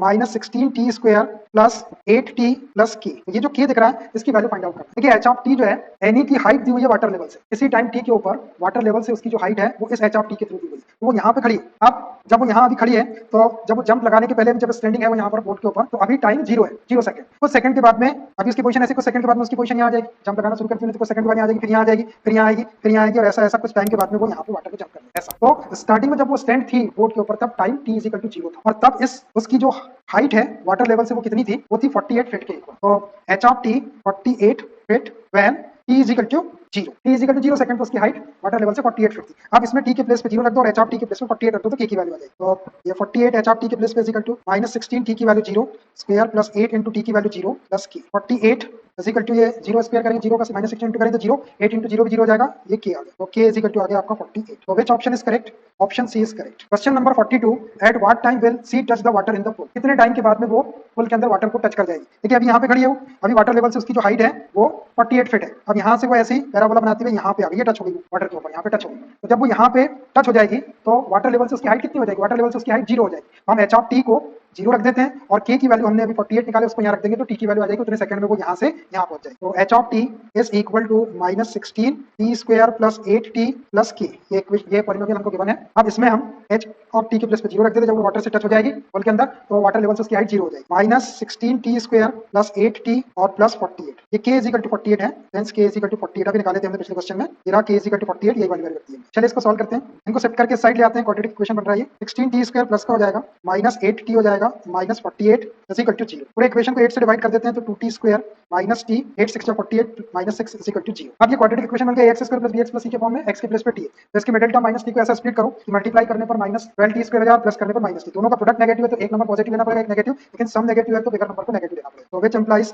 2t square -4t और प्लस 3t ले लेते हैं -6। देखो दोनों को अगर अपन मल्टीप्लाई करेंगे तो -4t plus 3t -12t square हो जाएगा, दोनों को प्लस करें तो माइनस किया जाएगा। दोनों में से कॉमन निकाल लो, 2t कॉमन निकाले, 2t कॉमन निकाले तो यहाँ t बच जाएगा -2 और थर्ड टर्म का साइन पॉजिटिव तो 3 कॉमन आ गया, t -2 is equal to 0। t -2 का फैक्टर कॉमन निकाल लेते हैं, t -2 कॉमन आ गया, यहाँ बचा 2t plus 3 is equal to 0। Either t -2 is equal to 0 और 2t plus 3 is equal to 0। तो which implies t is equal to 2 आ गया, और यहाँ से t इज इक्वल टू 3 को शिफ्ट करेंगे तो -3 और 2 से डिवाइड करेंगे तो -3 अपॉन। देखिए टाइम जो है -3/2, अगर टाइम कभी नेगेटिव नहीं हो सकता इसको रिजेक्ट कर दो, but t is equal to -3/2 not possible, not equal to -3/2। Reason लिख दो इसको, time can not be negative as time can not be negative, time कभी नेगेटिव नहीं हो सकता। ये एक वैल्यू रिजेक्ट होगी तो t is equal to 2 seconds आ गया, therefore t is equal to 2 seconds. देखिए 2 सेकंड के बाद में वो यहाँ से यहाँ पहुंच जाएगी, वाटर लेवल को टच कर जाएगी 2 सेकंड। तो which option is correct? Option B is correct. Question number 43, Rita's height in feet above the water level is given by another polynomial p of t with zeros -1 and 2, then p of t is given by। देखिए कोई रीटा नाम की candidate यहाँ पर driving board के ऊपर stand है या खड़ी है। अब ये वाटर लेवल के ऊपर इसकी जो हाइट है वो एक पॉलिनोमियल p of t के थ्रू दी जाती है, with zeros -1 and 2। उसके zeros -1 और 2 मतलब अल्फा इज इक्वल टू -1 और बीटा इज इक्वल टू 2 है, तो p of t की वैल्यू क्या होगी? और ये p of t क्या है? उसकी हाइट को रिप्रेजेंट करता है वाटर लेवल से ऊपर। वाटर लेवल से ये ड्राइविंग बोर्ड की हाइट 48 फीट है, तो p of t की वैल्यू कैलकुलेट करने के लिए p of t अपना क्वाड्रेटिक पॉलिनोमियल के फॉर्म में आएगा। तो क्वाड्रेटिक पॉलिनोमियल का एक फॉर्म है अपने पास में, form of quadratic polynomial p of x is equal to a into x square minus alpha plus beta into x plus alpha beta. ये वो क्वाड्रेटिक पॉलिनोमियल का फॉर्म है जिसका एक 0 अल्फा और एक बीटा होता है। अब यहाँ पर x के प्लेस पे t बोल रहा है, p ऑफ t बोल रहा है तो x के प्लेस पे p ऑफ t रख दो। x के प्लेस पे यहाँ पर t है तो आप x के प्लेस पे t रख दो, p of t is equal to k into x के प्लेस पे t माइनस अल्फा की वैल्यू ले लो -1 और बीटा की वैल्यू ले लो 2, -1 प्लस 2 इंटू x को t रख दो प्लस अल्फा की वैल्यू -1 इंटू बीटा की वैल्यू 2। बस इसको सॉल्व करो, ये k इंटू t स्क्वायर, ये -1 प्लस 2 1 हो जाएगा, 1 में -1 का इंटू करें तो माइनस t और 2 इंटू -1 करेंगे तो -2 ऐसा आया। लेकिन अभी ये k की वैल्यू निकाल के हमको यहाँ पर रखना पड़ेगा। अब ये k की वैल्यू निकालने के लिए देखिए, अब रीटा जब यहाँ पे खड़ी है तो उसकी हाइट भी वाटर लेवल से 48 फीट ही हो, तो p ऑफ t को 48 रखते हैं। जब वो यहाँ पे खड़ी थी उसने जंप करना स्टार्ट नहीं करी तब टाइम कितना था? 0 सेकंड। 0 के बाद में फिर वो ऐसा बढ़ते बढ़ते 1 सेकंड 2 सेकंड में ऐसा 3 सेकंड में वो यहाँ पे टच हो। तो नाउ p ऑफ t 48 ही होगा, वाटर लेवल से उसकी हाइट भी 48 फीट ही होगी। लेकिन ये 48 फीट जब रहेगी when t is equal to 0, इसी के अंदर हम t के प्लेस पे 0 रख देते हैं और p ऑफ t को 48 रख देते हैं, तो k की वैल्यू निकलेगी और वापस k की वैल्यू उठा के यहाँ रखेंगे। देयरफॉर p ऑफ t को रख देता हूँ 48 feet is equal to k निकालना आपको t स्क्वायर, तो t है 0 T square zero square minus zero minus two 48 is equal to minus two के हो जाएगा, जीरो जीरो को छोड़ दो, माइनस टू से इसको डिवाइड करें तो के इजिकल टू माइनस 24 आ जाएगा। के की वैल्यू माइनस 24 अपन यहाँ रख देते हैं, पी ऑफ टी में पी ऑफ टी निकालना, therefore P of t is equal to minus 24 into t square minus t minus two minus 24 के अंदर मल्टीप्लाई कर लो, minus 24 t square minus minus plus 24 t minus minus plus 24 two जा 48, तो ये आ गया minus 24 t square plus 24 t plus 48, which option is correct? देख लो option D is correct, minus 24 t square plus 24 t plus 40। Question number 44, a polynomial q of t with sum of zeros as 1 and product as minus 6 is modeling. Anu's height in feet above the water at any time t in seconds, then q of t is given by। देखिए अब दूसरी candidate अनु आके यहाँ पे stand हो गए इस driving board के ऊपर और वो यहाँ से जंप करेगी तो ये पैराबोलिक फॉर्म में आएगी, तो उसकी जो वाटर लेवल से अबव जो उसकी हाइट है वो किस पॉलिनोमियल के थ्रू रिप्रेजेंट होगी? वो पॉलिनोमियल को q ऑफ t से रिप्रेजेंट करते हैं, तो q ऑफ t की वैल्यू आपको कैलकुलेट करना है। तो अनु की जो वाटर लेवल से हाइट होगी वो भी 48, वाटर लेवल से उसकी हाइट भी 48 फीट है, तो सेम वैसे ही करते हैं, यहाँ पर जीरोस के प्लेस पे सम ऑफ जीरोस और प्रोडक्ट ऑफ जीरोस दिया तो वही वाला form of quadratic polynomial, alpha plus beta के प्लेस पे 1 रख देंगे और अल्फा इंटू बीटा के प्लेस पे माइनस 6 रख देंगे और सेम वैसे ही सॉल्व करेंगे जैसा अभी किए। तो फॉर्म ऑफ क्वाड्रेटिक पॉलिनोमियल, यहाँ पे एक वर्ड आ रहा है इस मॉडलिंग मतलब उसकी जो जंपिंग की जो एक्टिविटी है उसको मॉडलिंग बोल रहा है, यहाँ से ऐसी वो एक्टिविटी करते हुए जंप करते हुए ऐसी चली जाएगी एक एक्टिविटी। तो form of quadratic polynomial p of x is equal to k into x square minus alpha plus beta into x plus alpha beta। p of x के प्लेस पे q of t है, तो which implies q of t कर दो इसको is equal to k into x के place पे t रख दो, t square minus alpha plus beta sum of zeros है 1 और प्रोडक्ट ऑफ जीरोस है माइनस 6, तो ये हो गया sum of zeros 1 into x के प्लेस पे t plus product of zeros minus 6। तो सॉल्व करो, k into t square minus t और ये माइनस 6, यहाँ भी हमको k की वैल्यू निकाल के रखना है, तो फिर से वही नाउ q ऑफ t अनु की वाटर लेवल से जो हाइट है वो 48 फीट है, जब वो 48 फीट उसकी हाइट है मतलब वो खड़ी है यहाँ पे, अभी t इज इक्वल टू 0 है, when t is equal to 0 second, फिर वो यहाँ से 0 सेकंड के बाद 1 सेकंड 2 सेकंड 3 ऐसा जंप करना शुरू करेंगे तो टाइम बढ़ता जाएगा और वाटर लेवल पे टच होगी तो सेकंड के बाद, तो t इज इक्वल टू 0 रख दो और q ऑफ t को 48 रख के k की वैल्यू निकाल देते, वापस k को यहीं रख देते, देयरफॉर q ऑफ t को 48 फीट ये ऐसे रहने दो, t square 0 square minus 0 minus 6 which implies 48 is equal to minus 6 के हो जाएगा, 0 0 को छोड़ दो, माइनस 6 इसको डिवाइड कर लो तो k इज इक्वल टू 6 8 जा 48 माइनस 8, तो देयरफॉर q ऑफ t में वैल्यू रख दो यहाँ पर, q of t is equal to minus 8 into t square minus t minus 6, 8 का इंटू कर लो, माइनस 8 का इंटू करो तो minus 8 t square minus minus plus 8 t minus minus plus 8 6 जा 48, तो which option is correct? Minus 8 t square plus 8 t plus 48, option C is correct, ये C वाला ऑप्शन करेक्ट हो जाएगा। ऐसे आप निकाल सकते हैं, दोनों क्वेश्चन एक जैसे ही है 44 और 43। Question number 45, the zeros of the polynomial r of t is equal to minus 12 t square plus k minus 3 into t plus 48 are negative of each other. देखिए क्वाड्रेटिक पॉलिनोमियल है, इसकी जो जीरोस है वो एक दूसरे के नेगेटिव है, देन k, तो k की वैल्यू क्या होगी? देखिए p of r of t is equal to minus 12 t square plus k minus 3 into t plus 48, ये क्वाड्रेटिक है, ax square plus bx plus c के फॉर्म में, x के प्लेस पे आपका t है, तो इसको जनरल क्वाड्रेटिक पॉलिनोमियल से कंपेयर करके abc की वैल्यू लिख लेता हूं मैं, तो a इज इक्वल टू हो जाएगा minus 12, b is equal to k minus 3 और c इज इक्वल टू 48। अब देखिए इसके जो जीरोस है इस पॉलिनोमियल के वो एक दूसरे के नेगेटिव है, तो एक जीरो को मैं अल्फा ले लेता हूं और दूसरे जीरो को माइनस अल्फा ले लेता हूं, क्योंकि वो नेगेटिव दिए, let the two zeros b alpha and minus alpha एक दूसरे के नेगेटिव, देखो इसमें नेगेटिव साइन का इंटू करेंगे तो आ जाएगा, इसमें नेगेटिव साइन का इंटू करेंगे तो आ जाएगा, तो मैंने अल्फा माइनस अल्फा ले लिया, सम ऑफ जीरोस है अपने पास alpha plus beta is equal to minus b upon a, तो sum of zeros alpha plus beta is equal to minus b upon a होता है, वैल्यू रखते हैं इसमें अल्फा के प्लेस पे अल्फा और बीटा के प्लेस पे माइनस अल्फा है, is equal to minus b की वैल्यू है ये रही k माइनस 3 अपॉन a की वैल्यू है माइनस 12, ये minus alpha plus alpha cancel हो जाएगा, ये माइनस साइन से माइनस साइन भी कैंसिल हो गया, इधर बचा आपका 0 is equal to k minus 3 upon 12, ये 12 का और क्रॉस मल्टीप्लाई कर दो तो 0 हो जाएगा, 0 is equal to k minus 3 बचेगा, k की वैल्यू निकालना हमको, तो k इज इक्वल टू 3 आ जाएगा, 3 इज इक्वल टू k या k इज इक्वल टू 3 लिख सकते हो, तो which option is correct? Option A is correct, k is equal to 3। Question number 46 to question number 50 are based on case study second, a hockey field is playing surface for game of hockey, historically the game was played on natural turf या grass, but nowadays it is predominantly played on an artificial turf, it is rectangular in shape। देखिए hockey field, hockey का ground दिया हुआ है आपको, historically पहले game जो है वो नेचुरल ग्रास के ऊपर खेला जाता था, लेकिन आजकल क्या होता है, but nowadays it is predominantly played on artificial turf, artificial grass होगा के ग्राउंड के ऊपर आर्टिफिशियल ग्रास रहता है आजकल, it is rectangular in shape, ये रेक्टेंगल के शेप में ये दिया हुआ है आपको, 100 यार्ड्स बाय 60 यार्ड, मतलब लेंथ उसकी 100 यार्ड की है और ब्रेथ इसकी 60 यार्ड की, यार्ड जो होता है ये लेंथ को मेजर करने की एक यूनिट है, 1 yard is equal to 0.914 metre होता है, या 100 यार्ड को 91.4 मीटर बोल सकते हैं, यार्ड में दिया हुआ है। Goals consist of 2 upright post placed equidistant from the centre of the back line, goal के जो 2 पोस्ट है ये सेंटर है ग्राउंड का, ये बैक लाइन है, इसके इधर उधर लाइन जा रही है, तो ये 2 गोल पोस्ट है आपकी, अपराइट मतलब 90 डिग्री का एंगल बनाते हुए, joint at the top by horizontal cross bar, इनको horizontal cross bars cross bar थी वो ये सारी, इससे ज्वाइन किया गया इसके टॉप को। Goals consist of two upright post, goals जो है वो टू अपराइट पोस्ट मतलब 90 डिग्री का एंगल बनाते हुए प्लेस्ड है equidistant from the centre of the back line, centre से इस साइड में इस साइड में उनकी डिस्टेंस इक्वल थी वही। Joint at the top by a horizontal cross bar, उनको हॉरिजॉन्टल क्रॉस बार से ज्वाइन किया गया। The inner edge of the post must be 3.66 metre या 4 यार्ड्स अपार्ट, जो इनर एज है उसकी, इनर एज मींस ये वाली अंदर वाली जो एज है ये 4 यार्ड की डिस्टेंस है इसके बीच में दोनों साइड में, और and the lower edge of the cross bar must be 2.14 metre या 7 फीट अबव द ग्राउंड, और उसकी जो लोअर एज है ये वाली लोअर एज ये 7 फीट की डिस्टेंस के ऊपर है अबव द ग्राउंड, ग्राउंड से ऊपर 7 फीट की डिस्टेंस के ऊपर है। Each team plays with 11 players, हर एक टीम में 11 प्लेयर्स खेलते हैं on the field during the game including the goalie, और गोली भी इसमें इंक्लूड है, टोटल 11 प्लेयर्स है गोलकी को मिलाकर। Positions you might play include, ये पोजीशंस में वो प्ले कर रहे हैं, देखो forward as shown by players A B C D, A B C D ये फॉरवर्ड है। मिडफील्डर्स है as shown by players E F G, E F ये ई है, फिर एफ कहाँ है, ई एफ जी ये मिडफील्डर्स है। Full backs as shown by H I J, ये एच आई जे ये फुल बैक्स है, और गोली जो है एज शोन बाय प्लेयर की, ये गोली है आपका, ये गोली है आपका की गोल जी।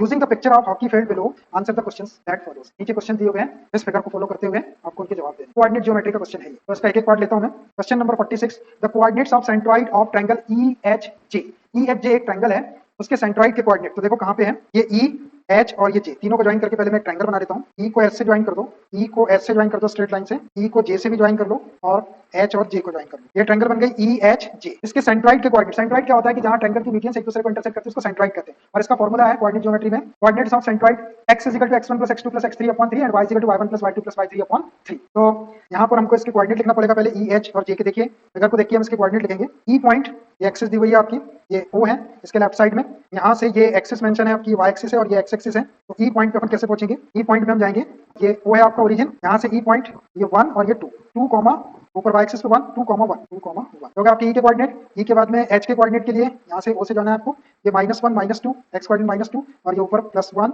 2 3 4 -2 4 एच पॉइंट के कोऑर्डिनेट -2 4। अब ऐसे ही जे पॉइंट के ऊपर जाना है, यहाँ से ओ से ये -1 -2 और वाई कोऑर्डिनेट -1 -2 -2 जे पॉइंट के कोऑर्डिनेट -2 -2। ये मैंने ट्रायंगल के कोऑर्डिनेट लिख दिया ग्राफ को देख के। अब इसके कोऑर्डिनेट्स निकाल लेते हैं, coordinates of centroid, coordinates of centroid of triangle E H J. x = x1 + x2 + x3 upon 3, तो x1 की वैल्यू 2, x2 -2 और x3 -2, 2 -2 और ये -2 अपॉन 3, क्या हो जाएगा, ये एक पॉजिटिव नेगेटिव 2 और पॉजिटिव 2 को कैंसिल कर लो तो -2 अपॉन 3 आ गया, -2 अपॉन 3 x आ गया। एंड y = होता है y1 + y2 + y3 अपॉन 3, रख देते हैं इसमें y के कोऑर्डिनेट, e से y1 = 1, y2 4 और y3 -2, 1 + 4 -2 अपॉन 3, 4 + 1 5 -2 करेंगे तो 3, 3 अपॉन 3, 3 को 3 से कैंसिल कर दो 1 टाइम, तो y = आ गया 1। तो देयरफॉर सेंट्रॉइड क्या हो गया, देयरफॉर सेंट्रॉइड के कोऑर्डिनेट हो गए -2 अपॉन 3, 1। देखो which option is correct, -2 upon 3, 1, option A is correct। Question number 47, if a player P needs to be at equal distance from A and G such that A, P and G are in straight line, then position of P will be given by। देखिए एक player है P, वो A और G के से equal distance पर रहता है, ये A है और ये G है, इन दोनों को मैं ज्वाइन कर देता हूँ पहले, A पॉइंट से G पॉइंट को ज्वाइन कर लो, ये तो एक प्लेयर P है जो A और G से इक्वल डिस्टेंस के ऊपर रहता है, तो इसका मतलब ये होगा कि वो जो पॉइंट होगा P वो AG का मिड पॉइंट होगा, ये कहीं पे होगा इसके ऊपर, तो हम A और G के पहले कोऑर्डिनेट लिख लेते हैं और मिड पॉइंट का फॉर्मूला लगा के बस P की पोजीशन निकाल लेंगे। तो A पॉइंट के कोऑर्डिनेट क्या हो जाएंगे, देखिए A आपका यहाँ है, यहाँ पे A पे जाना है आपको, ये ओरिजिन है आपका यहाँ, तो यहाँ तक कैसे जाएंगे, ये 1 2 और ये 3, एक्स कोऑर्डिनेट तो इसका 3 हो गया A का। अब y कोऑर्डिनेट के लिए यहीं से ऊपर चलेंगे, तो 1 2 3 4 5 और ये 6, तो 3, 6 A के कोऑर्डिनेट हो गए। अब ऐसे ये G के कोऑर्डिनेट के लिए, ये O है आपका, यहाँ तक जाना है आपको, तो ये 1 डिस्टेंस आ गया, x कोऑर्डिनेट 1 हो गया, y कोऑर्डिनेट -1 -2 -3, तो 1, -3 हो जाएगा 1, G के कोऑर्डिनेट 1, -3। अब P जो है इन दोनों से इक्वल डिस्टेंस के ऊपर रहता है और A, P, G are in straight line, तीनों स्ट्रेट लाइन में कहीं पे होगा इसके ऊपर P पॉइंट, लेकिन वो ऐसा रहेगा कि इस A और G का वो मिड पॉइंट रहेगा, तो P is the mid point of AG। तो therefore P पॉइंट के coordinate x1 + x2 upon 2, x1 + x2 upon 2 ये mid point formula, y1 + y2 upon, रख देते हैं इसमें value, that is P point के कोऑर्डिनेट हो जाएंगे, A से ले लो x1 y1 और G से ले लो x2 y2, तो 3 + 1 3 + 1 upon 2 और y1 + y2 y1 6 और y2 -3, 6 - 3 upon 2, इसको थोड़ा सॉल्व कर लो, दैट इज P पॉइंट के कोऑर्डिनेट 3 + 1 4 को 2 से डिवाइड करेंगे तो 2, 6 - 3 करेंगे तो 3 upon 2, 6 - 3 करेंगे 3 और upon 2। P पॉइंट के जो कोऑर्डिनेट होंगे वो 2, 3 upon 2, 2, 3 upon 2, which option is correct, option C is correct। Question number 48, the point on x axis equidistant from I and I और E से इक्वल डिस्टेंस के ऊपर x एक्सिस पर जो पॉइंट होगा उसके कोऑर्डिनेट, तो x एक्सिस ये है, x एक्सिस पे आपको पता है कि y कोऑर्डिनेट 0 होता है, तो जो पॉइंट होगा आपका उसके जो कोऑर्डिनेट होंगे वो x, 0 होगा। तो ये E और I पॉइंट को ज्वाइन कर देता हूं मैं, ये E और I इन दोनों से इक्वल डिस्टेंस के ऊपर रहना चाहिए, तो E पॉइंट के कोऑर्डिनेट क्या हो जाएंगे, E पॉइंट के कोऑर्डिनेट देखो ये 0 है यहाँ, ये ओरिजिन 1 2 2, 1 ये हो गया 2, 1 और आई पॉइंट के कोऑर्डिनेट ये 0 से इधर -1 और ये +1 कॉमा, तो इन दोनों पॉइंट से इक्वल डिस्टेंस के ऊपर एक्स एक्सिस के ऊपर कोई पॉइंट होना चाहिए। यहाँ से यहाँ तक की डिस्टेंस है ये 1 2 और ये 3 मतलब 1.5। यहाँ पे अगर अपन 1.5 पे चलेगा और यहाँ से ये डिस्टेंस और ये डिस्टेंस, तो इसके कोऑर्डिनेट आप डायरेक्ट लॉजिकली लिख सकते हैं कि एक्स कोऑर्डिनेट तो यहाँ से यहाँ तक 0.5 होगा, यहाँ से यहाँ तक 0.5 है, 0 से 0.5 और वाई कोऑर्डिनेट 0, तो 1/2 0 आ जाएगा आंसर इसका। लेकिन हम इसको सॉल्व करके बताते हैं। Let P X 0 B any point on X axis. देखिए एक्स एक्सिस के ऊपर कोई पॉइंट है पी एक्स 0, वाई कोऑर्डिनेट 0 होता है। अब ये जो पी पॉइंट है वो ई से और आई से इक्वल डिस्टेंस के ऊपर है, therefore P E is equal to P I. ऐसा तो डिस्टेंस फॉर्मूले से P is equal to √x2 - x1 whole square, P वाले को x1 y1, ई वाले को x2 y2 ले लो, ये -1 - x whole square plus y2 - y1, P को √x2 - x1, x2 की वैल्यू 2 ले लो और x1 की वैल्यू p से ले लेते हैं x, तो ये हो गया 2 - x whole square plus y2 - y1, y2 आपका 1 है, y1 को 0 ले लो, ये हो गया आपका पी और which is equal to pi। pi में भी डिस्टेंस फॉर्मूला लगा देते हैं। i के कोऑर्डिनेट है -1, 1, तो x2 हो गया -1 और x1 हो गया x square plus y2 - y1, y2 है आपका 1 और y1 है आपका 0। दोनों साइड का स्क्वायर कर लेते हैं, अंडर रूट कट जाएगा, ये 2 - x whole square plus 1 square 1 हो जाएगा। इसी करके यहाँ से माइनस का साइन कॉमन निकाल देंगे तो 1 + x और इसका होल स्क्वायर हो जाएगा और 1 का स्क्वायर 1 हो जाएगा। इसको सॉल्व करते हैं, ये 1 से 1 तो कैंसिल कर लो। अब 2 - x स्क्वायर आया इजिकल टू माइनस का square plus 1 + x whole square, दोनों साइड का अंडर रूट ले लेते हैं, तो 2 - x इजिकल टू 1 + x हो जाएगा। माइनस x को इधर शिफ्ट कर लो और 1 को इधर शिफ्ट कर लो, 2 - 1 इजिकल टू x + x, तो 2 - 1 1 इजिकल टू 2x, तो x इजिकल टू आ गया 1/2, x इजिकल टू 1/2 आ गया, रख दो y कोऑर्डिनेट तो 0 है, देयरफॉर p पॉइंट आ गया 1/2, 0। तो which option is correct? Option A is correct, option A correct है। Question number 49, what are the coordinates of position of a player q such that his distance from k is twice the distance from e and k q e are collinear, और ये तीनों point collinear. तो देखिए ये k है और ये E है, यहाँ बीच में एक प्लेयर होगा Q, तो पहले K और E को मैं ज्वाइन कर देता हूँ, ये K और E को मैंने ज्वाइन कर लिया। अब जो Q प्लेयर है